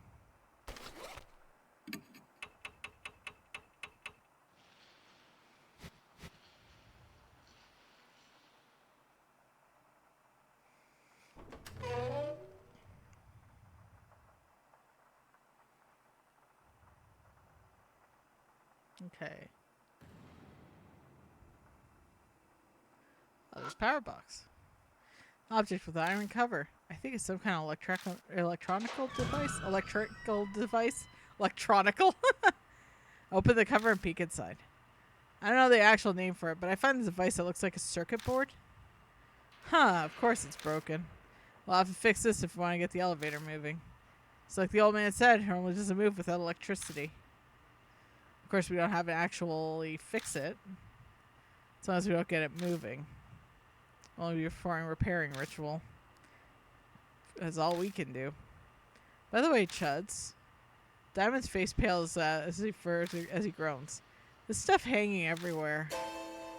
I think it's human hair. Sweat drips down my back. It certainly does look that way. Well, we can only ignore it for now. Yeah, good idea. Trying to put it from my mind, I reach out to the circuit board. Just then I notice something weird. What's that noise? And I hold my head close to the circuit board. I hear a faint buzzing. It's coming from the circuit board.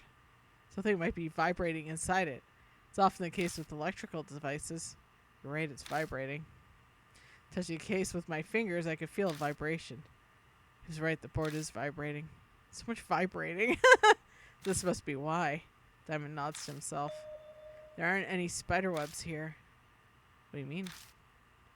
Nothing. I expect this place to be covered in spider webs like an elevator. It's strange to see that it wasn't. It's probably because of this noise. Spiders hate small vibrations like this. Do I have to fight a ghost with a vibrator later? That's going to be great. I heard that's why they don't spin webs on motors and things like that. Huh. It's not really relevant. Now, what should we do about this? Alright. Try pressing the switch, but it's broken. I can't get it to stay. That's something like a rubber band. It might be able to keep it in place. No, don't really got any of that. And we don't want to use that.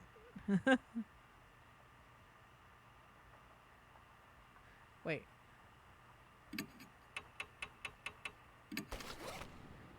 Oh, this is probably a condom. Okay, take out the contraceptive. It isn't its original purpose, but it's still rubber. And if it stretches it, it should work like a rubber band. Huh. Stretch the contraceptive with both hands and hook the switch. Takes more strength than I expected. Managed to connect the ends and fix the switch in place. Huh, you're pretty imaginative. I used the contraceptive to replace the circuit breaker. Keep a condom in your pocket and you're MacGyver.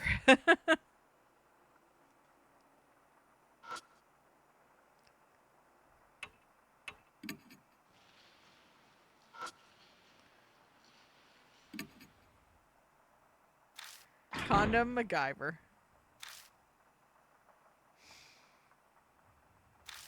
Okay, I gotta go back to the first floor.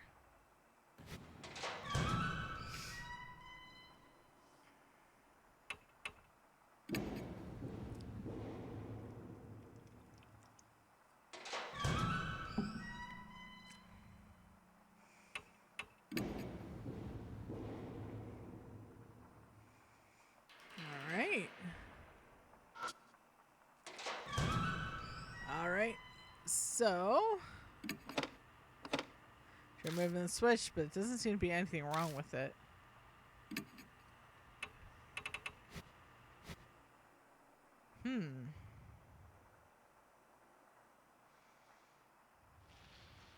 Oh.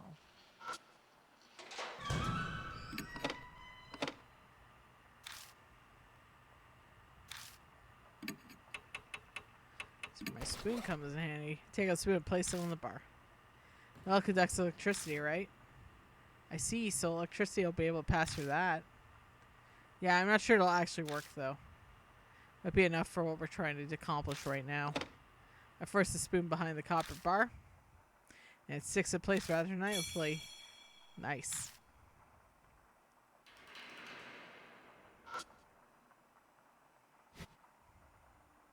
Okay.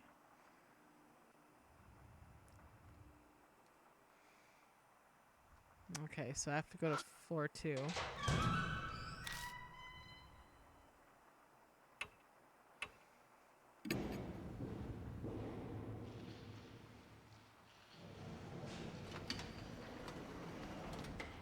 I'm gonna save. I am tense.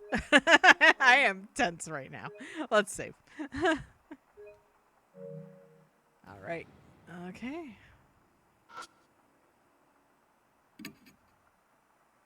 First one on the 5th floor.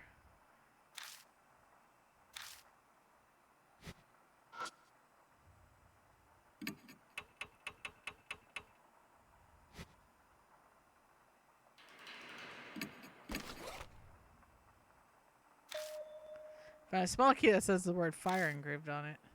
Stick it in the fire switch. So they turn it on position. But can't turn it on to see it be lubricated enough. Try to force it might break. I think that's the right key. You might need to put some oil on it. Well, thankfully we found someone's lube. I smear Vaseline around the keyhole. Just like a butthole. And there's nothing marked for replacement oil. Might help the slide better.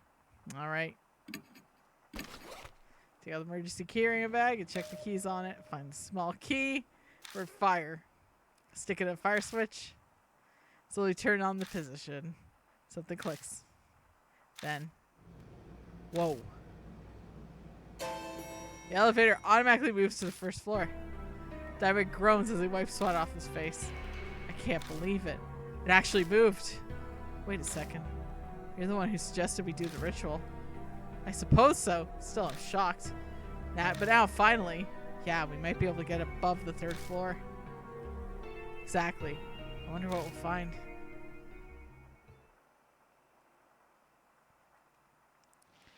Alright, let's do it. Go to the 4th floor, baby. Elevator stopped on the 4th floor. Looks like we managed to make it up here. Yeah, let's go.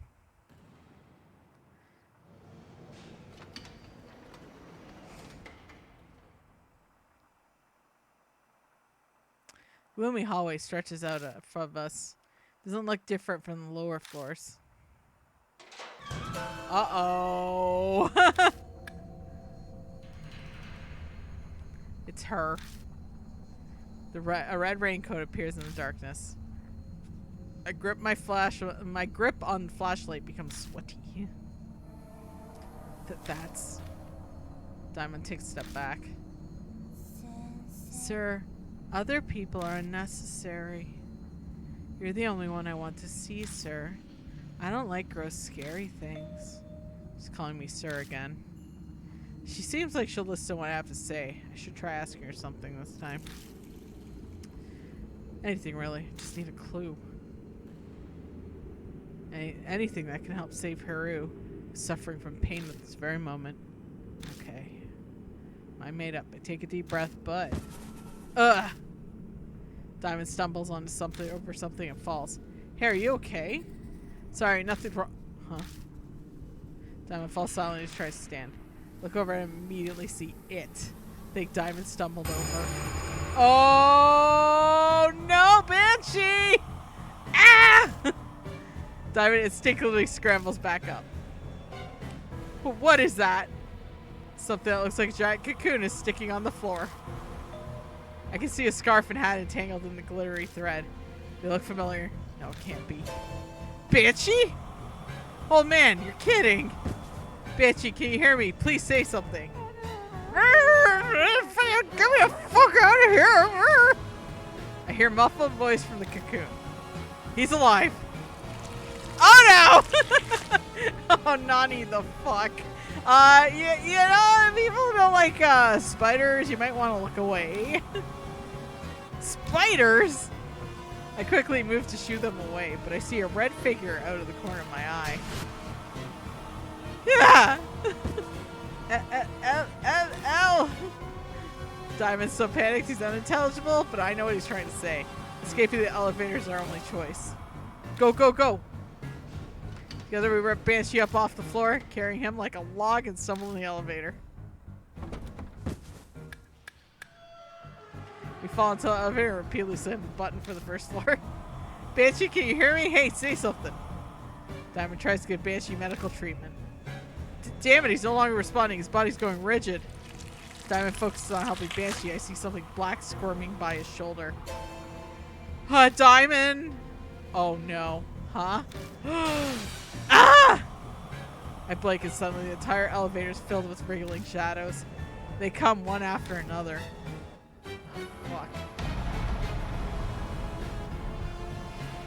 Oh, I know. I'm gonna yell loudly.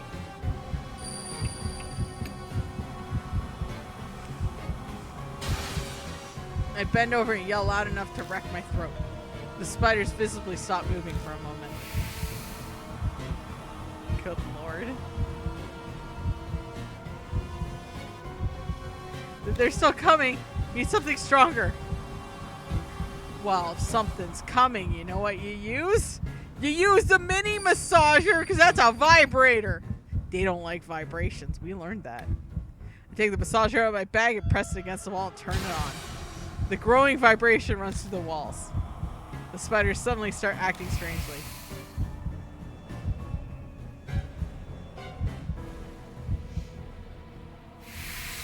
Survived! Creatures vanished instantly, as if they'd only been a mirage. What's going on? Yeah, I was desperate. I can't believe that thing had a big enough vibration to scare him. I made the elevator coom. As I'm puzzling out why. Something slams into the elevator door hard. Hurry up and get the elevator going! Right, I need to hit the button. But then I realized I already pushed the button a ton of times. I press the button for the first floor again. When it clicks, the metal blocks standing straight. Why isn't it moving? Oh! Whoa. That's her! Hurry, hurry, hurry! It's obvious who she is. Move, move, move, move! I pray silently as I jam the button. Then.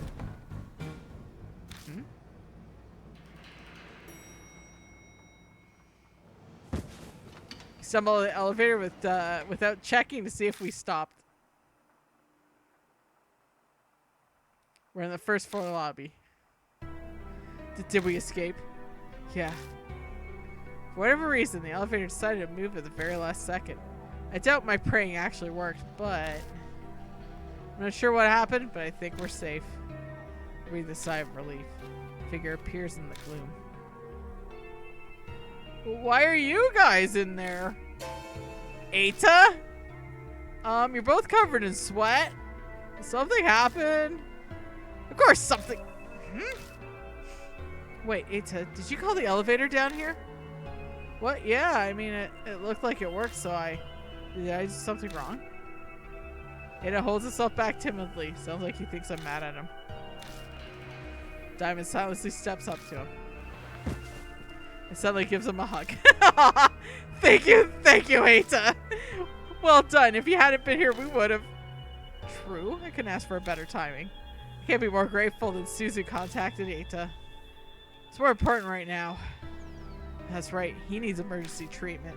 Come help me with him, Eita. Okay. Completely clueless, Eita helps us drag the white lump out of the elevator. But what is this creepy thing? I hesitate for a moment before I reply, but he should know. Banshee Ito, old man from the underground shelter. What? What? Whoa, idiot, don't drop him. Oh dear.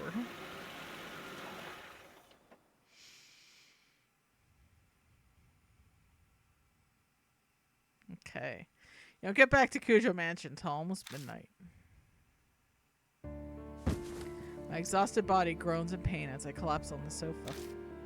My head feels heavy. It's like in a fog. Top it all off, things are worse than yesterday now. Banshee was sent to Diamond's hospital and immediately admitted. He's no longer conscious. Untrained eyes would say he's just sleeping, but he's actually fallen in a deep coma. His condition is very serious.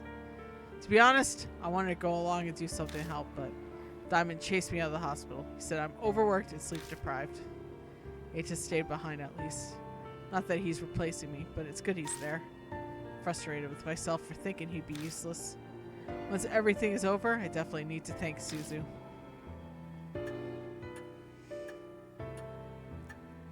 First Hiru, now Banshee.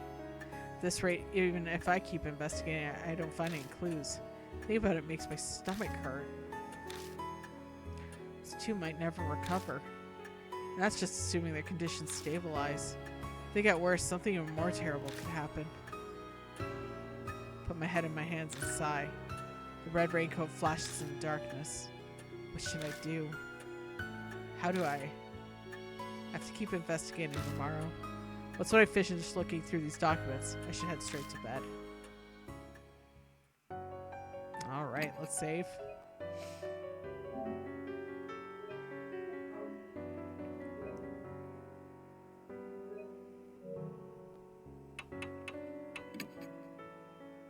Yes, let's rest for today.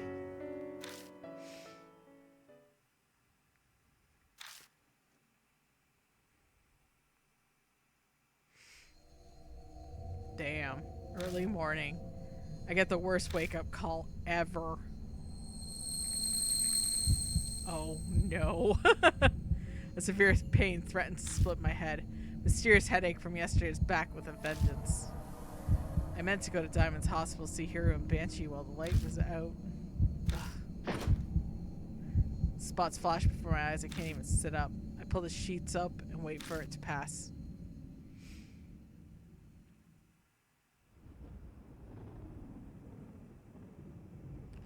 I'm only just able to move by the time the sun is setting.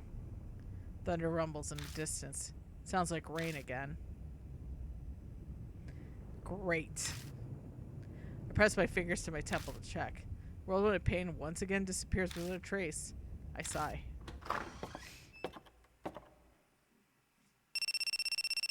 Ahoy hoy.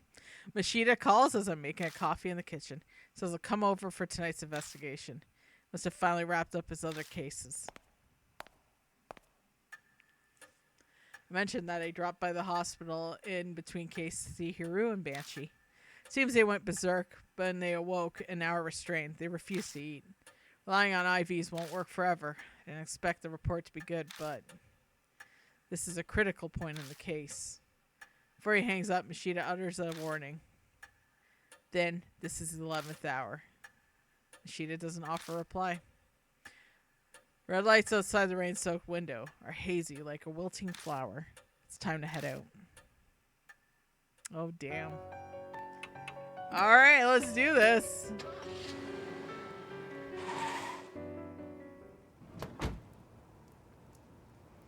I parked the car in the parking lot as always. Walk over the street in the rain. I pass down familiar road to the hotel. You're late. What were you doing? A man in a trench coat cuts an imposing figure on the wet street corner, glittering in lights. You know damn well the time is of the essence right now. Diamond's prepared for the worst too. He made arrangements to transfer them. Transfer them? Oh. Must be in pretty bad condition then. I didn't mention this over the phone, but I met someone in Diamond's hospital. Ran into Sho Nagashima. Sho? What's he doing there? Some of his gang hangs out here. Guess we're a hot topic with them. You see people in and out of the hotel. Nagashima heard about it and figured that they were talking about you. He contacted the fortune teller and well, now Sho knows the case too. Ugh, why don't you just keep quiet? That old lady hands out business cards to anyone and everyone. It's real pain. So, did you talk to Sho? Why would I? He cornered me, asking for info on the case, and I drove him off. I started to feel uneasy. You didn't say anything unnecessary, did you? Of course not. I just said to stay out of grown-up matters. Uh-oh. First for a moment, my vision tunnels and blood vessel in my head throbs. Something wrong? No, I'm fine. I'm sure he doesn't want Sho involved either, but he really should have considered his words more carefully. I heard footsteps coming up behind me. Can't be Sho. I raised my head in a sudden sense of dread. But it's only Moe Watanabe.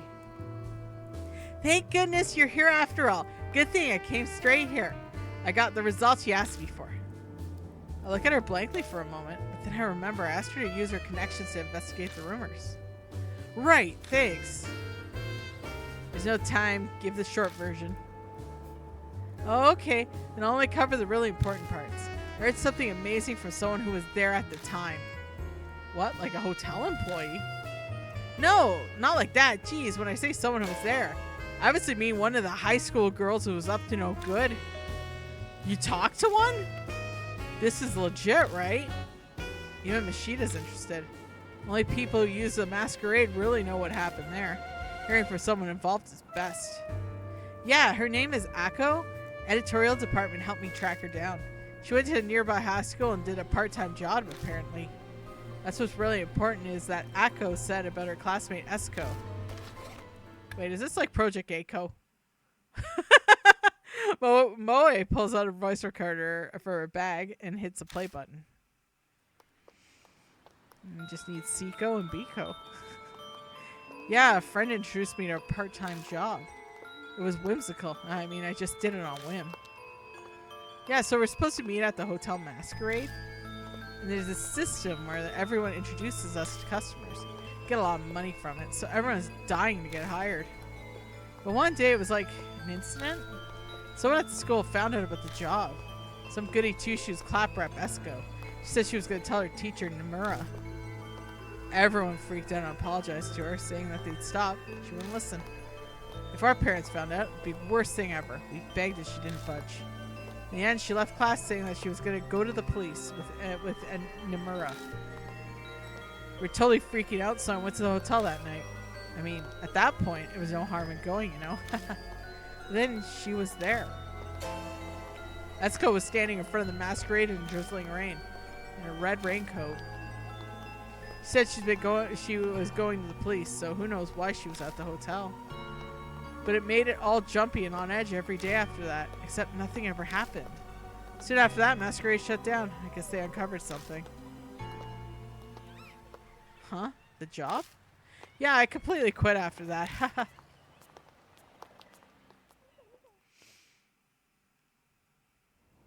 Oh dear. That's Ako's testimony. Just important parts, though. Moe got a fascinating first-hand account. Rumors of the Red Riding Hood and what was written in the guest books were found in the hotel. All the pieces of the girl's confessions. So what ended up happening to Esko? I don't know exactly, but apparently she stopped coming to school. According to Ako, she just suddenly stopped showing up. Ishida snorts. It's too perfect. She was probably being overly dramatic. Especially that part about the red raincoat. Most people use an umbrella when it's raining. That's true. Ishida's right. It's possible the raincoat was just a sign for whoever was waiting for it, but hardly anyone comes down this street, so it doesn't fit. That's all you have to tell us? Hurry up and go home. So I really can't come with you. I worked really hard, you know. Apparently Moe really wants to come along. I do feel bad. She worked and got us that info that can investigate with us, but... Sorry, you shouldn't be here. There has already been 2 victims and we can't get you wrapped up in this too. Oh, okay, I understand. Moe nods. I guess she's already over it. You better tell me about it later, so be careful. She sounds worried about me. She disappears around the street corner. Siren echoes in the wind, an unnatural howl in the distance. Look out at masquerade looming before us. What in the hell happened inside this hunk of concrete? It's always tragic chaos of birth of a spirit. Red Riding Hood must be the same. But I can't watch my friends die, so I slowly step forward, trying to escape the unease that's threatening to engulf me. It's not right for the dead to meddle with the living. Mashita mutters beside me. Is that a personal creed? Nah, just what I think. Mashita clicks his tongue. New info is out of spirit file. Jesus. Okay, let's do this.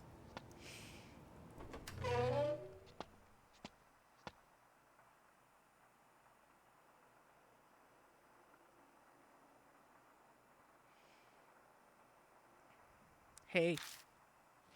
With a step into the lobby, Mashita steps in front of me. What's wrong? What a fantastic job you've done here. Huh? What are you talking about? Look. What?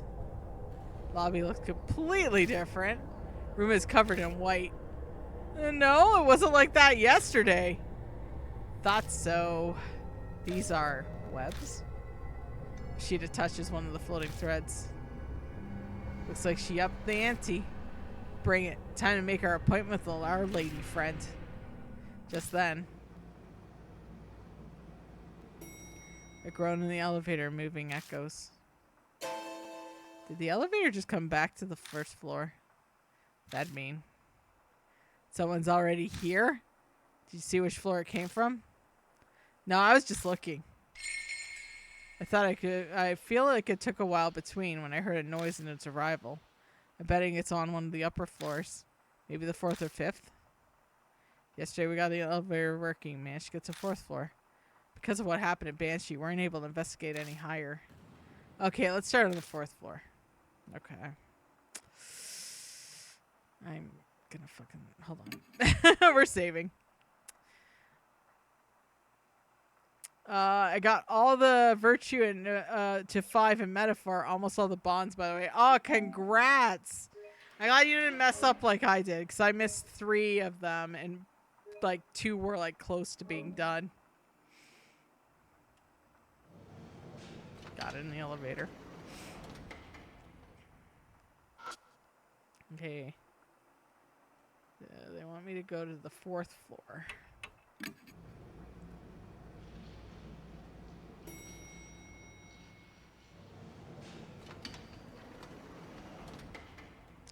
Guess me and Mashita are homies today. Opened the door to the guest room and walked inside. Oh. Ahoy hoy!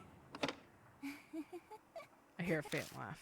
I don't hear anything more coming from it. Fucking ghosts.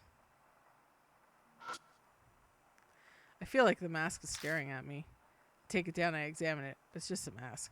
It still feels like it's staring at me, though. Mask's talking shit to me. Fucking Jim Carrey comes out singing Cuban Pete. Horribly stained sink. I really don't want to do this, but I still need to check it out.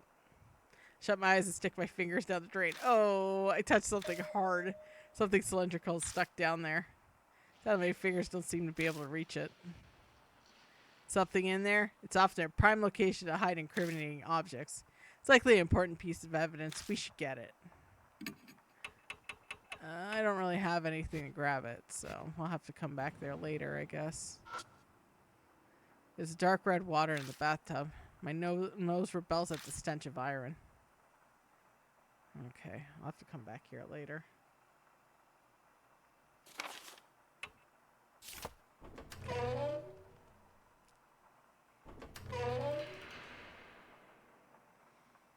Okay, so now this floor.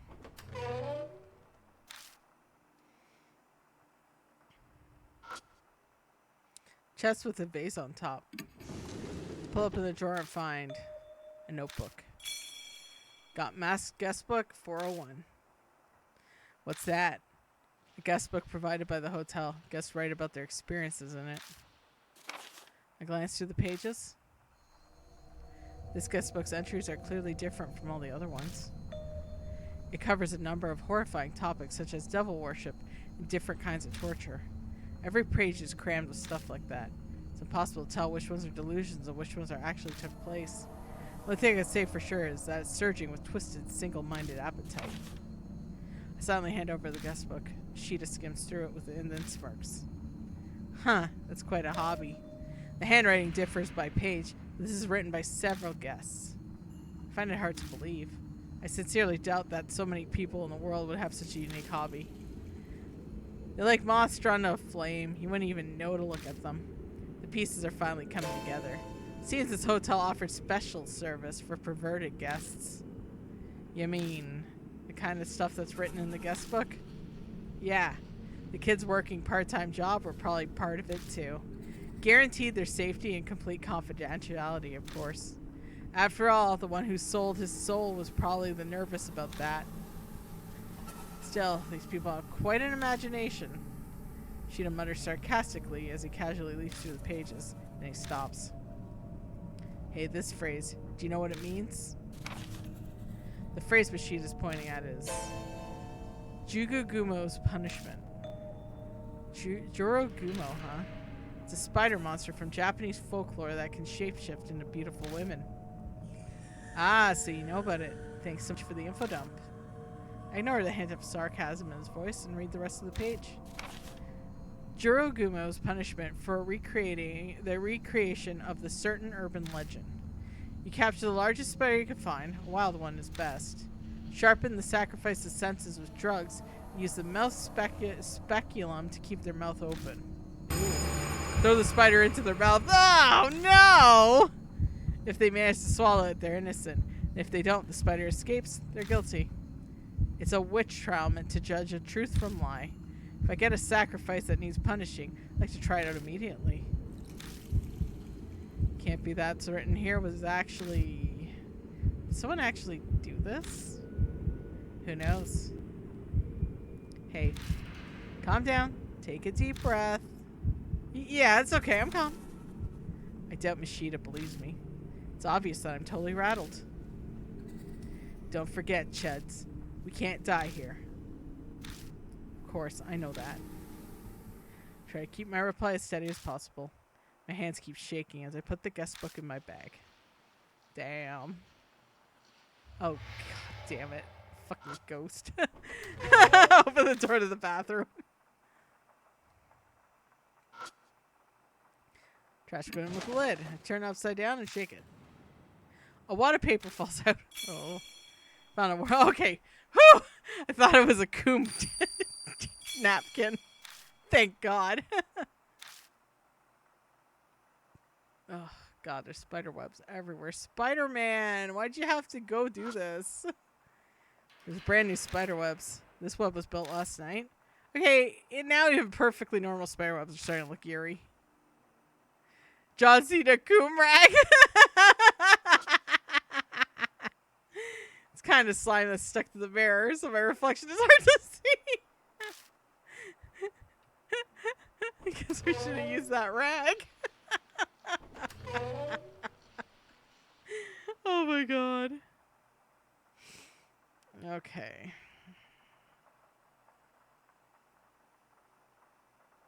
Oh. Alright, I just missed a talisman.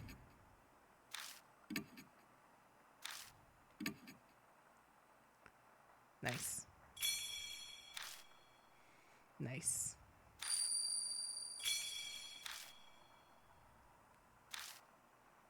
Okay, so now I think we have to go on the 5th floor, so I'm going to save quickly. Whew.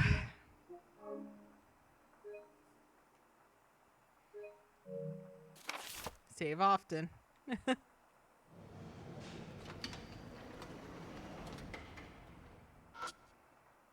Let's go to the 5th floor.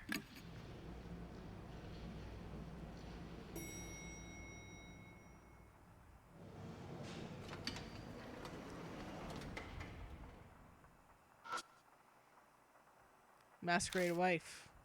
Picture of a masked wife holding hands with a child. Open the door and check the switchboard, but nothing looks broken at first glance. Okay. Alright, let's go in the coop. It's locked. Keyhole doesn't look rusted over. I could open it if I had a key. Take the emergency key ring out of my bag and check to see if any of the keys fit. None of them seem to work. Okay. Had to make sure. Okay. Now to enter the coom room. Hey, shine a light inside. Oh, dear. A body is finally turned up. Let's check it out. Right.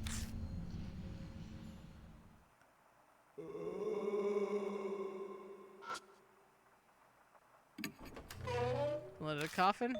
Find a book among the junk inside. Got the Monster Encyclopedia. The book is about different monsters from around Japan and their associated legends. Mishita flips through the book. Huh. So the spider monster originally killed people by drowning them in water.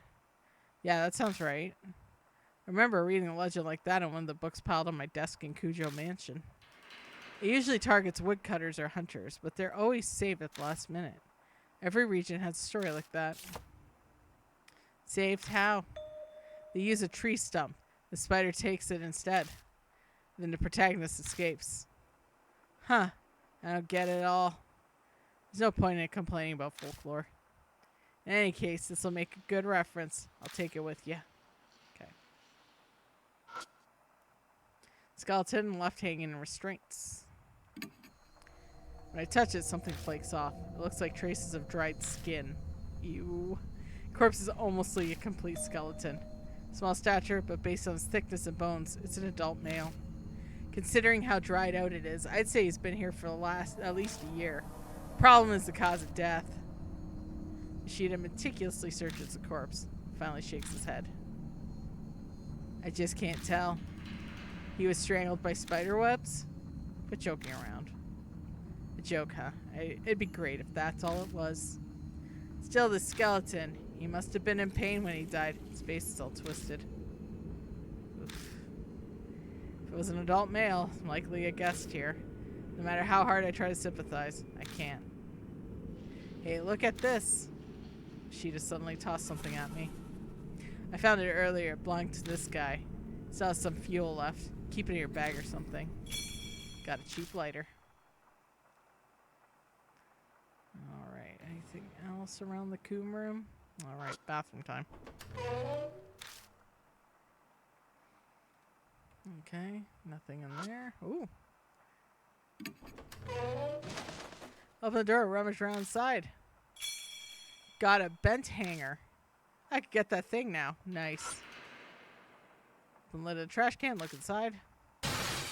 There's a large clump of hair inside, as well as some paper waste. Was the urge to scream, I securely closed the lid and chucked the trash can where it was. Yeah, large clumps of hair is disgusting. I'm with you. Oh my god. Okay, we can at least get that thing out of the sink on the first floor now.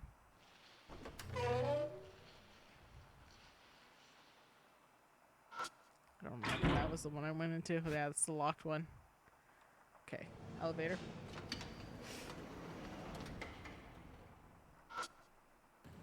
Okay, let's go on to the 4th floor.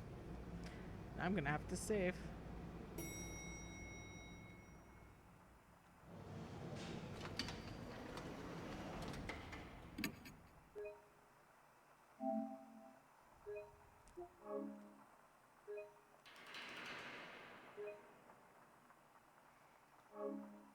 Okay.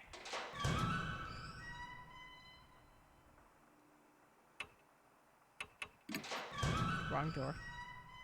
I think it was this one.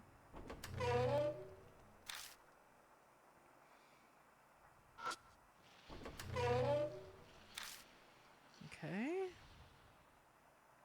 Where's the other one?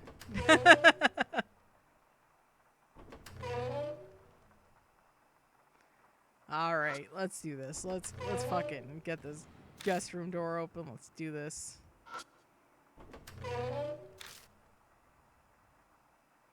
There we are.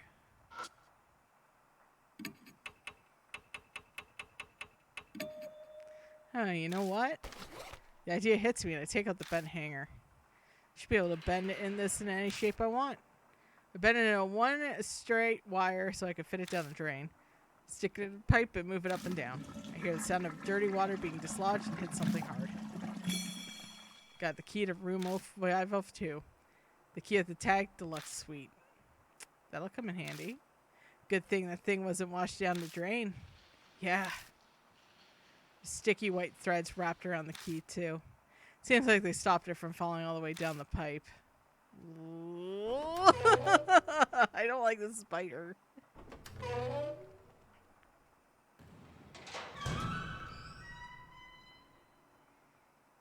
Okay, oops.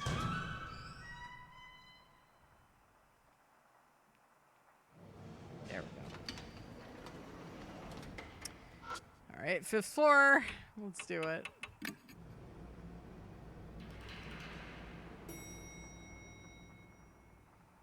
Alright.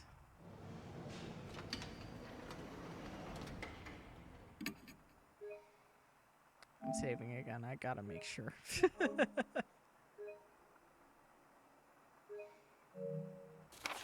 Okay. Let's create a room 502 and open the door.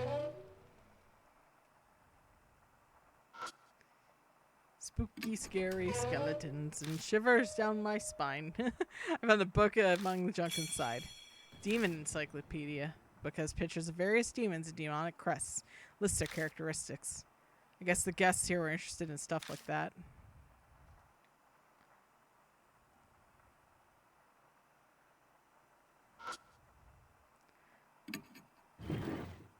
I lift up the wooden horse. When I do, I notice something catch in the light. Pick it up and discover it's a metal tool. It's a mouth speculum. It's usually used for medical purposes, but some maniacs use them for other things. Huh. Just as I'm replying to Mashita, a white light flashes before my eyes and I black out. Oh, we're gonna get an upsetting picture. I hear someone sobbing. My eyes should be open, but everything's pitch black. I shake my head and desperately try to look around. Horrible image flows to my mind. What is this? Young girl is blindfolded and restrained. Her mouth is being forced open with that tool. Her breathing is ragged. She must have been given a drug of some kind. Let's commence the judgment. Man speaks theatrically behind me. The court has decided to give the accused a fair trial and to judge her crimes. Trial will now begin. Oh, I think this was the censored scene. Ah! I shall put this spider in the accused's mouth, and I'll crawl out. She's guilty. She can swallow it. She's innocent. Upon hearing that, the girl starts jerking around frantically, her movements haphazard. Help me, sir, please! She desperately cries for help. Her words are garbled from the fear of the drug. I hear men jeering. Yeah, wee woo! God, maybe I should do like best wee woo moment. When a man releases a giant spider into the girl's mouth.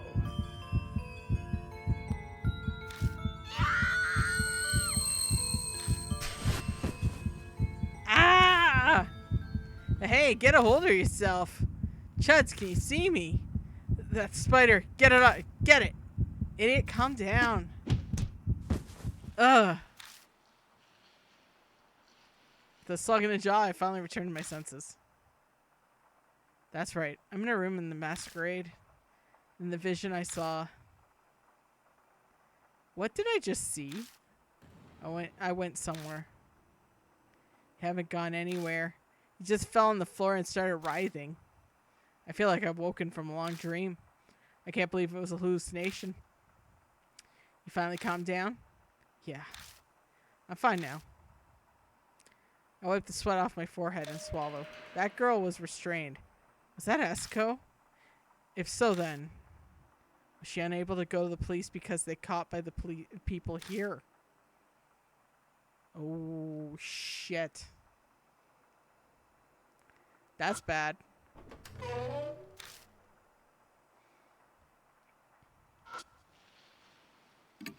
Alright, I checked through all the bottles on the shelf.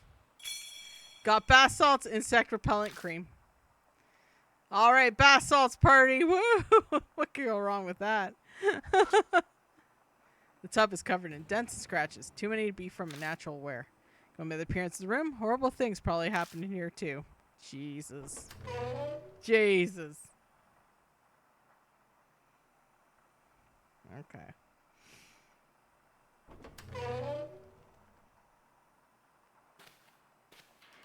I hear footsteps and I step in the hallway. Turn the direction of noise and see. Sho Nagashima is standing there. Mishita said he ran into him in the hospital, but I can't believe he came. Sho, what's the matter? I take a step towards him, but Mishita stops me. Wait, something's not right. I look closely at Sho's face. No, it couldn't be. His face is unnaturally stiff. He suddenly begins yelling angrily. I was looking for you the whole time! I'm going to kill you! He raises his metal bat he was hiding and moves for the attack. He looks kind of like James Dunderhead in that picture. Get back, chuds! Mishita yells, urging me to escape. But we're in a hallway with closed walls. Well, what should I do? Live or die!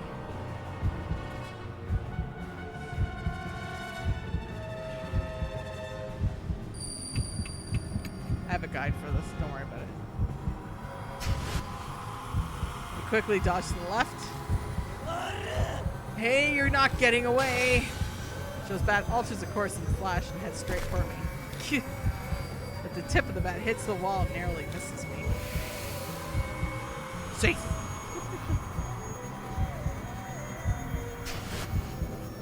Straightens only swing his bat again.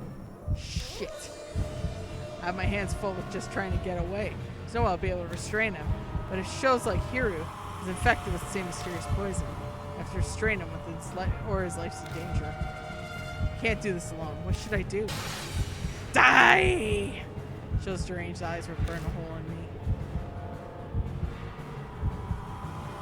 Lost attention?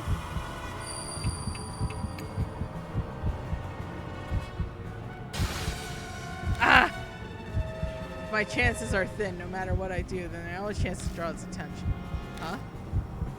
Sho hesitates for a moment, confused. A second later. Dumb idiot, you don't know when to give up, old man. Metal bat flashes above his head.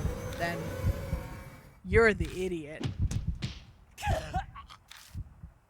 Ishida suddenly appears next to him and throws a direct punch to his face. Safe!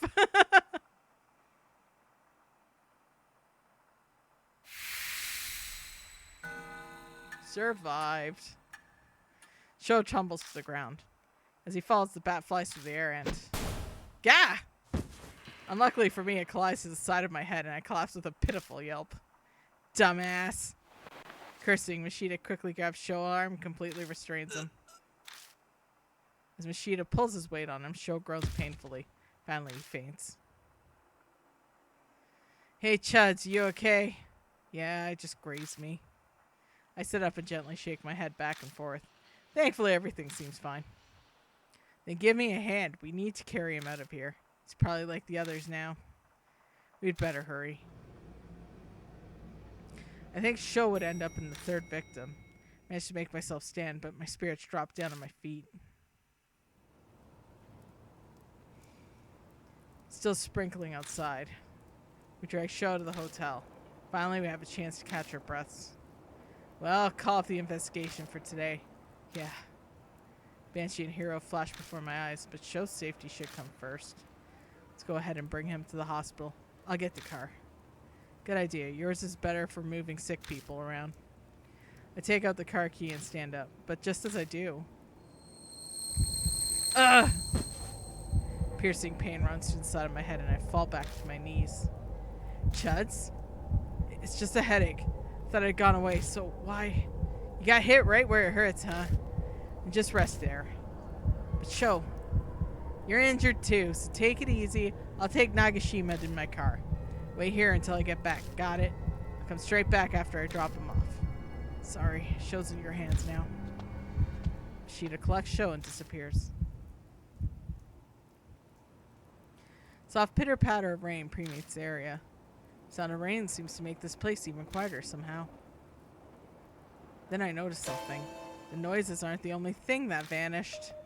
The pain is gone? The tense headache has faded, like it never was. It's happened to me twice before. Hold on. Now I'm suspicious. I think back on the times I had the headache. First was when I went inside the masquerade with Diamond and Banshee. Back then, I'm pretty sure I wanted to keep everyone together. But then I had a headache and Banshee up and disappeared. The next headache came following morning. I was trying to see Hiru and Banshee, but in the end I was unable. And just now, I was going to the hospital to show Mashita. I gazed at the entrance to the masquerade. You're the only one I want to see, sir. That's what Red Hood said. I get it, you. I stare at the hotel as if to see through the doors. I feel like I see a red figure inside. One rainy night, a girl stood there wearing a red raincoat. You're still waiting even now for the one you respect so much. That headache always attacks when I was trying to stick with other people. If I stop trying to stay by myself, like I am now, it'll vanish like it never was there. I get it. Hiru, Banshee, and now Sho. Got all my friends caught up in this. That's right. It's all my fault again. I'll come alone. So, do what you will. Damn. Go back inside the masquerade. Sir. Voice calls up from the darkness, as if it was waiting for me.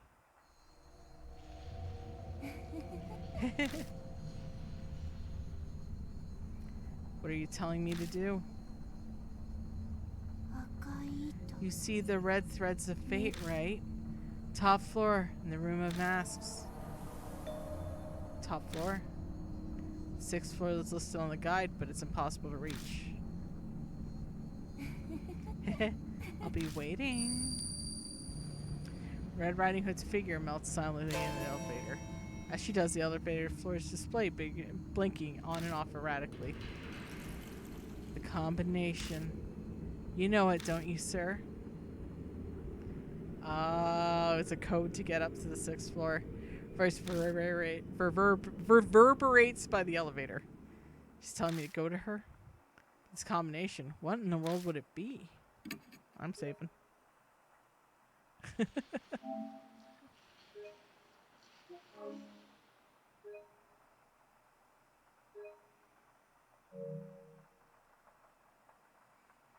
Okay.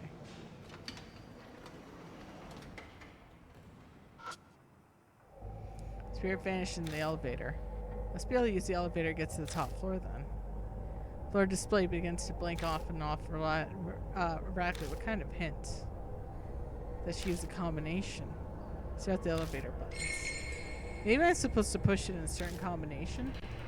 Press the floor button in a certain order. Might be able to get to the 6th floor. What's the order? I got no idea. Got to think. Has to be a clue somewhere in the masquerade.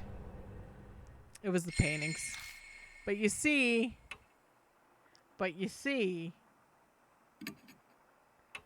I have a guide. 4, 2, 1, 5, 3.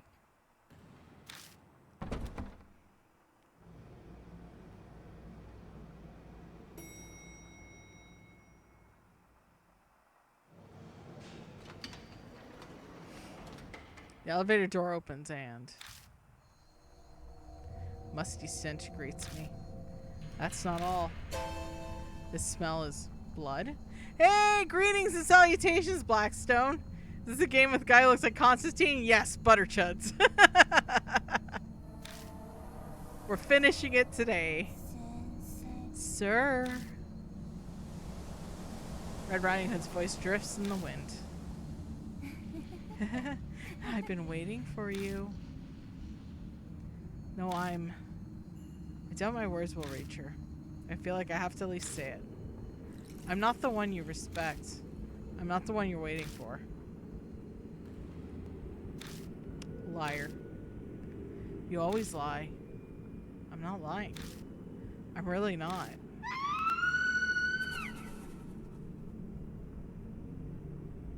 Scream splits the night. Same one I heard during the spider torture. So stop this. It won't accomplish anything. That's why this time I'm going to test you. Tell me the truth. Oh, you're gonna do your randomizer tomorrow? Nice. Good job, Mad Dog. Oh no! Wee woo!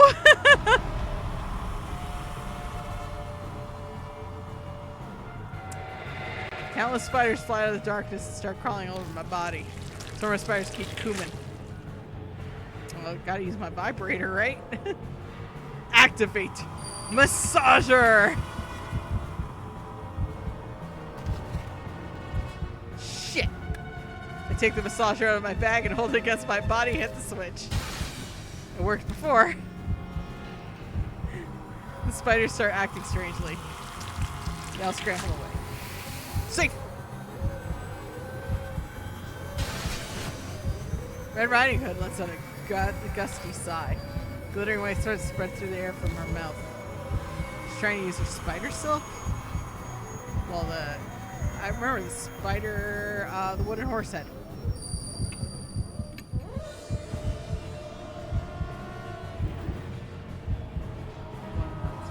Okay, hold the horse head over mine as protection.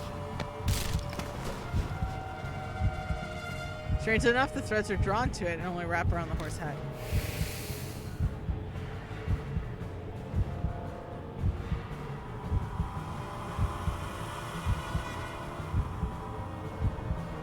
Okay, sir.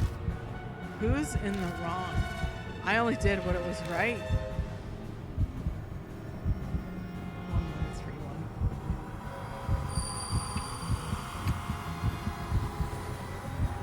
Yeah, she's getting closer.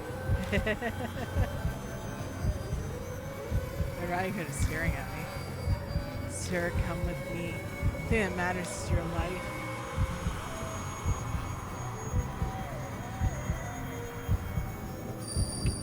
How do you know a person's worth?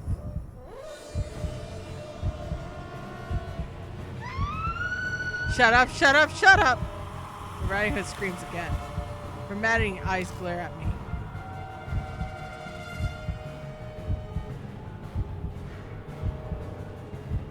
Sir, how do I look to you?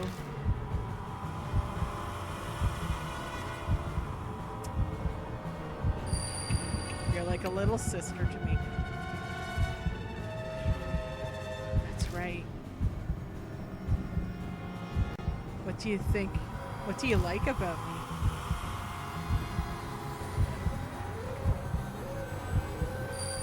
Your honesty.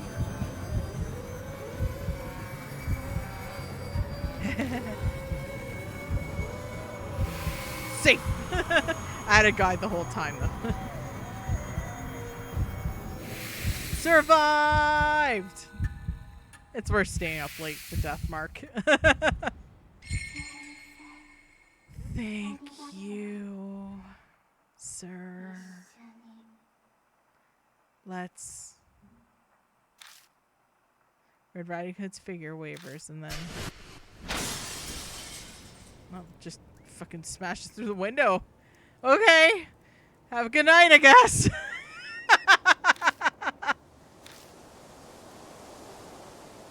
Did she just jump? Bustling city can be heard out the window. Wipe my sweaty brow with my shirt sleeve. Something touches my cheek. Something floating in the darkness. A thread. As I follow it with my eyes, I realize it's wrapped around my wrist. Whoa! Something yanks me towards the window. Brace my legs to try to resist. But it was all in vain. I've thrown out the night sky. Oh shit! I scream as I plummet. No, I should be rushing towards the ground. I just gave up, just as I gave up all hope. Ah, my homie! Strong jolt makes me look up. Man struggles to hold on my arm, teeth gritting with effort. You stupid idiot! Blackstone! Hell yeah, with the small streak! I hope you're doing well. Thanks for stopping by. This game has rules, actually. Machida! Shut up and give me your other arm. Hurry up, grab onto me. Right.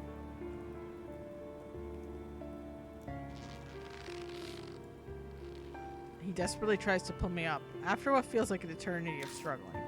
I make it over the ledge, tumble safely back into the hotel.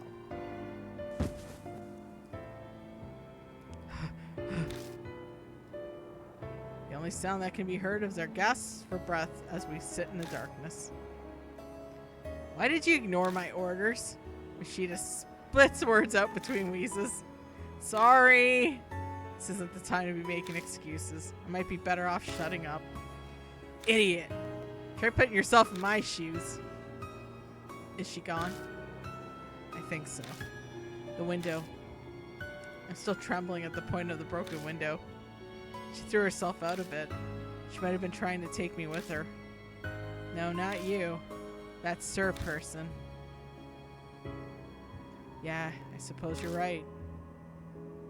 Can you walk? Let's go. Machida slowly stands and looks at me. Nicely done. That wasn't bad work for an amateur like you. Dude, I've just dealt with a ghosty goo. Come on.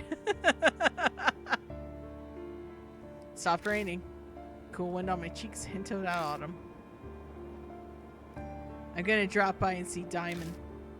I like to see how the others are doing. Yeah. What? Hand me the car key. No, I can drive. Have you completely gone mad? Look at your hands. I glance down at them. Only so I realize they're still shaking. I just face down a spirit. You can't drive in that condition. The choice made for me. I take the key out of my pocket and toss it to Machida. Corner parking lot. Right. You rest here. Don't go back in the hotel, dum-dum. Figured melts into the darkness. As I watch him go, I notice something down the wet asphalt. It's... Oh. A dead spider. It lay there, legs all curled up almost as if it was desperately trying to hold on to something. Are you satisfied now? Let's go home. I gently pick the spider up, wrap it in my handkerchief, and put it in my pocket.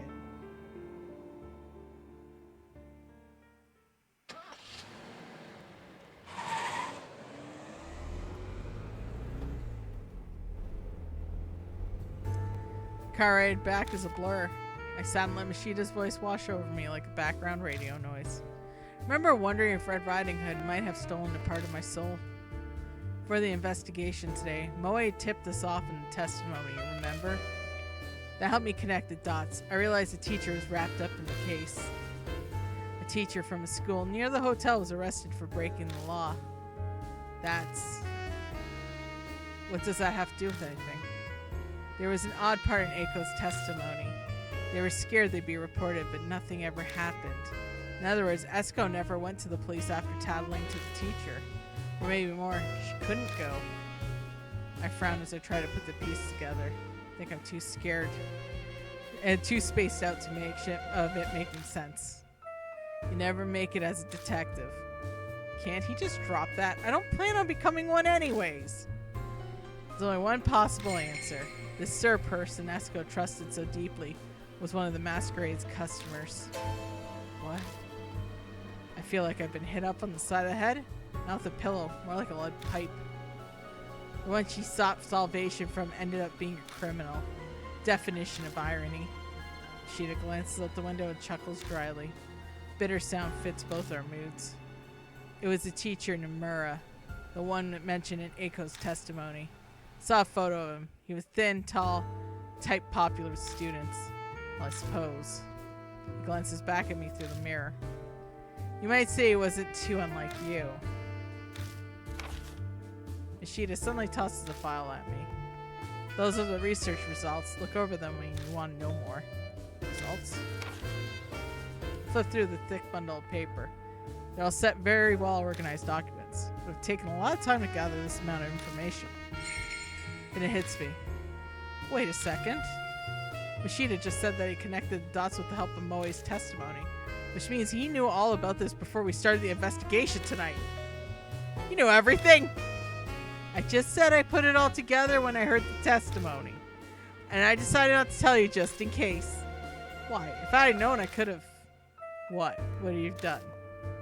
His tone turns mocking as he laughs. You would have just sympathized too much and let down your guard. You should be grateful I didn't. Damn, Mashita.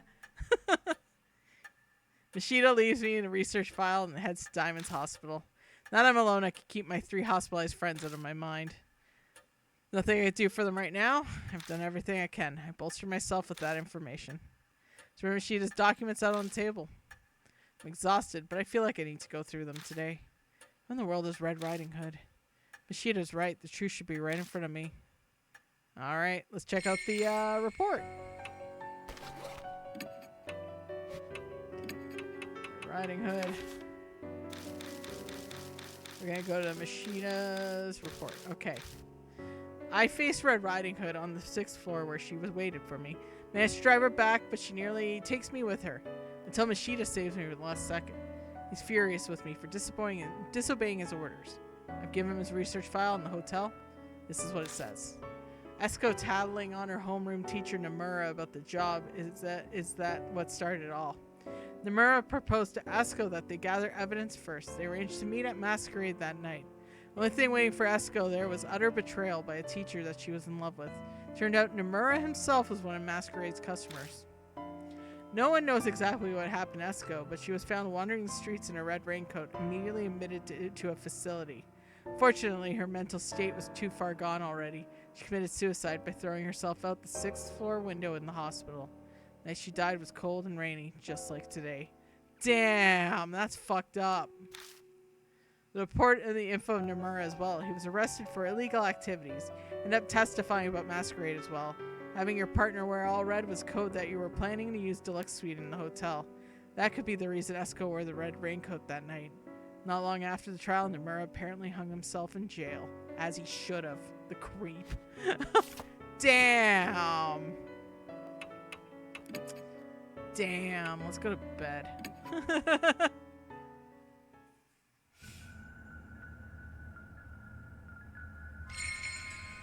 Chapter end. And so the case surrounding Masquerade quietly comes to a close, leaving an invisible scar on a dark street. The lives lost there will never return, and neither will their trampled dignity. The only thing left to save is the disaster my friends survived. Hiru, Banshee, and Sho all regained consciousness after that. They got out of it with no lasting symptoms and recovered enough to go back to their lives. Diamond concluded that the affliction inhibited the soul, very much like the mark. In that case, maybe Red Riding Hood was finally released from the horrible nightmare, just like the spirits that gave people the mark. If anything good came about this case, then it would be it. I got good ends! A week later. I'm coming in. Mashita suddenly shows up at my doorstep. Before I even open my mouth, he pulls out an envelope and tosses it on the table. I'm here to deliver this. It's your reward. I take it and get out of here. I didn't do it because I wanted a reward. How should I know? Client asked me to do this, that's all. I did my job, hand it over, and the rest is in your hands. Damn, what a pain. Sheeta turns and curses under his breath, but I can still hear everything he says. That's all you came for? No, there's one other thing. I learned something from the past case. And what's that? Something about you. You're suited for this work after all. That again? Sorry, but I'm done. No more. Just hear me out. There has to be more mysterious cases like masquerades popping up lately. I thought it might be the mark related, but it seems like I was wrong. He stops for a moment, then mutters. Hiyaki Yagyo, the Monsters Parade. Huh? Have you heard anything about it? The Hiyaki Yagyo? Yeah, sure, ghost stories. Be clear he's asking something that's happening in the real world. No, I haven't. That's so. I figured you of all people. Forget it. First he asks me, and then he tells me to forget it. He only cares about his own bottom line. She. Sheeta glances briefly at the sofa in the corner of the room. Might have known something. So you want my help? The old lady Yasuoka seems to think you could do some good. I do too. That's all I wanted to say.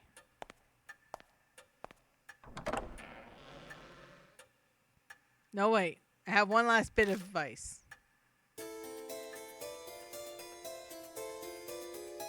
Quit doing stuff like that. Like what? You picked up the dead spider, didn't you? You saw?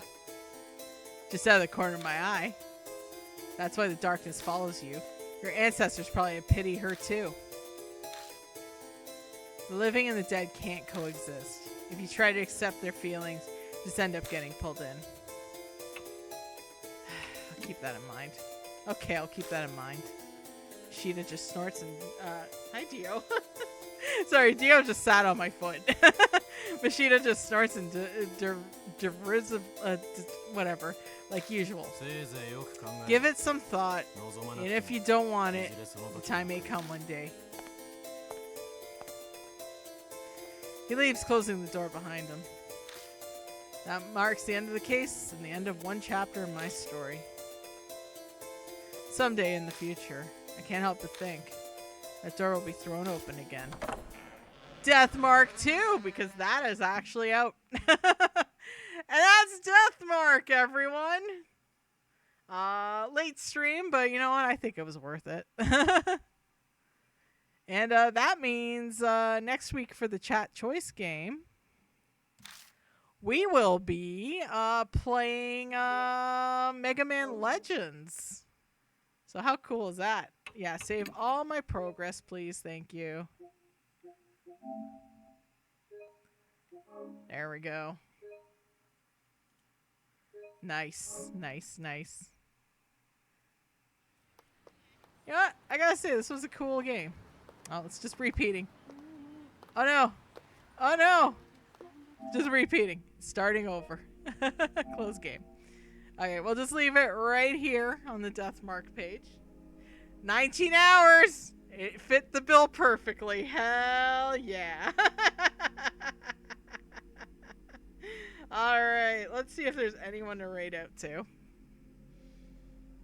Usually at this time I don't really have any friends on, but it doesn't hurt to check, right?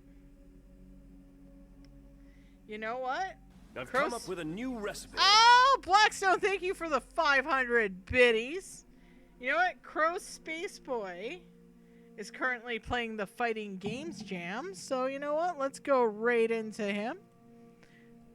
Raid Crow Space Boy. Alright, everyone. You all have a wonderful evening. Thanks for stopping by, hanging out. I'll probably be streaming on Wednesday again. And yeah, until next time, everyone. This is Edgy Berserker signing off. And yeah. Remember to caffeinate and don't get haunted. Okay, bye! I gotta bounce. My girl's waiting.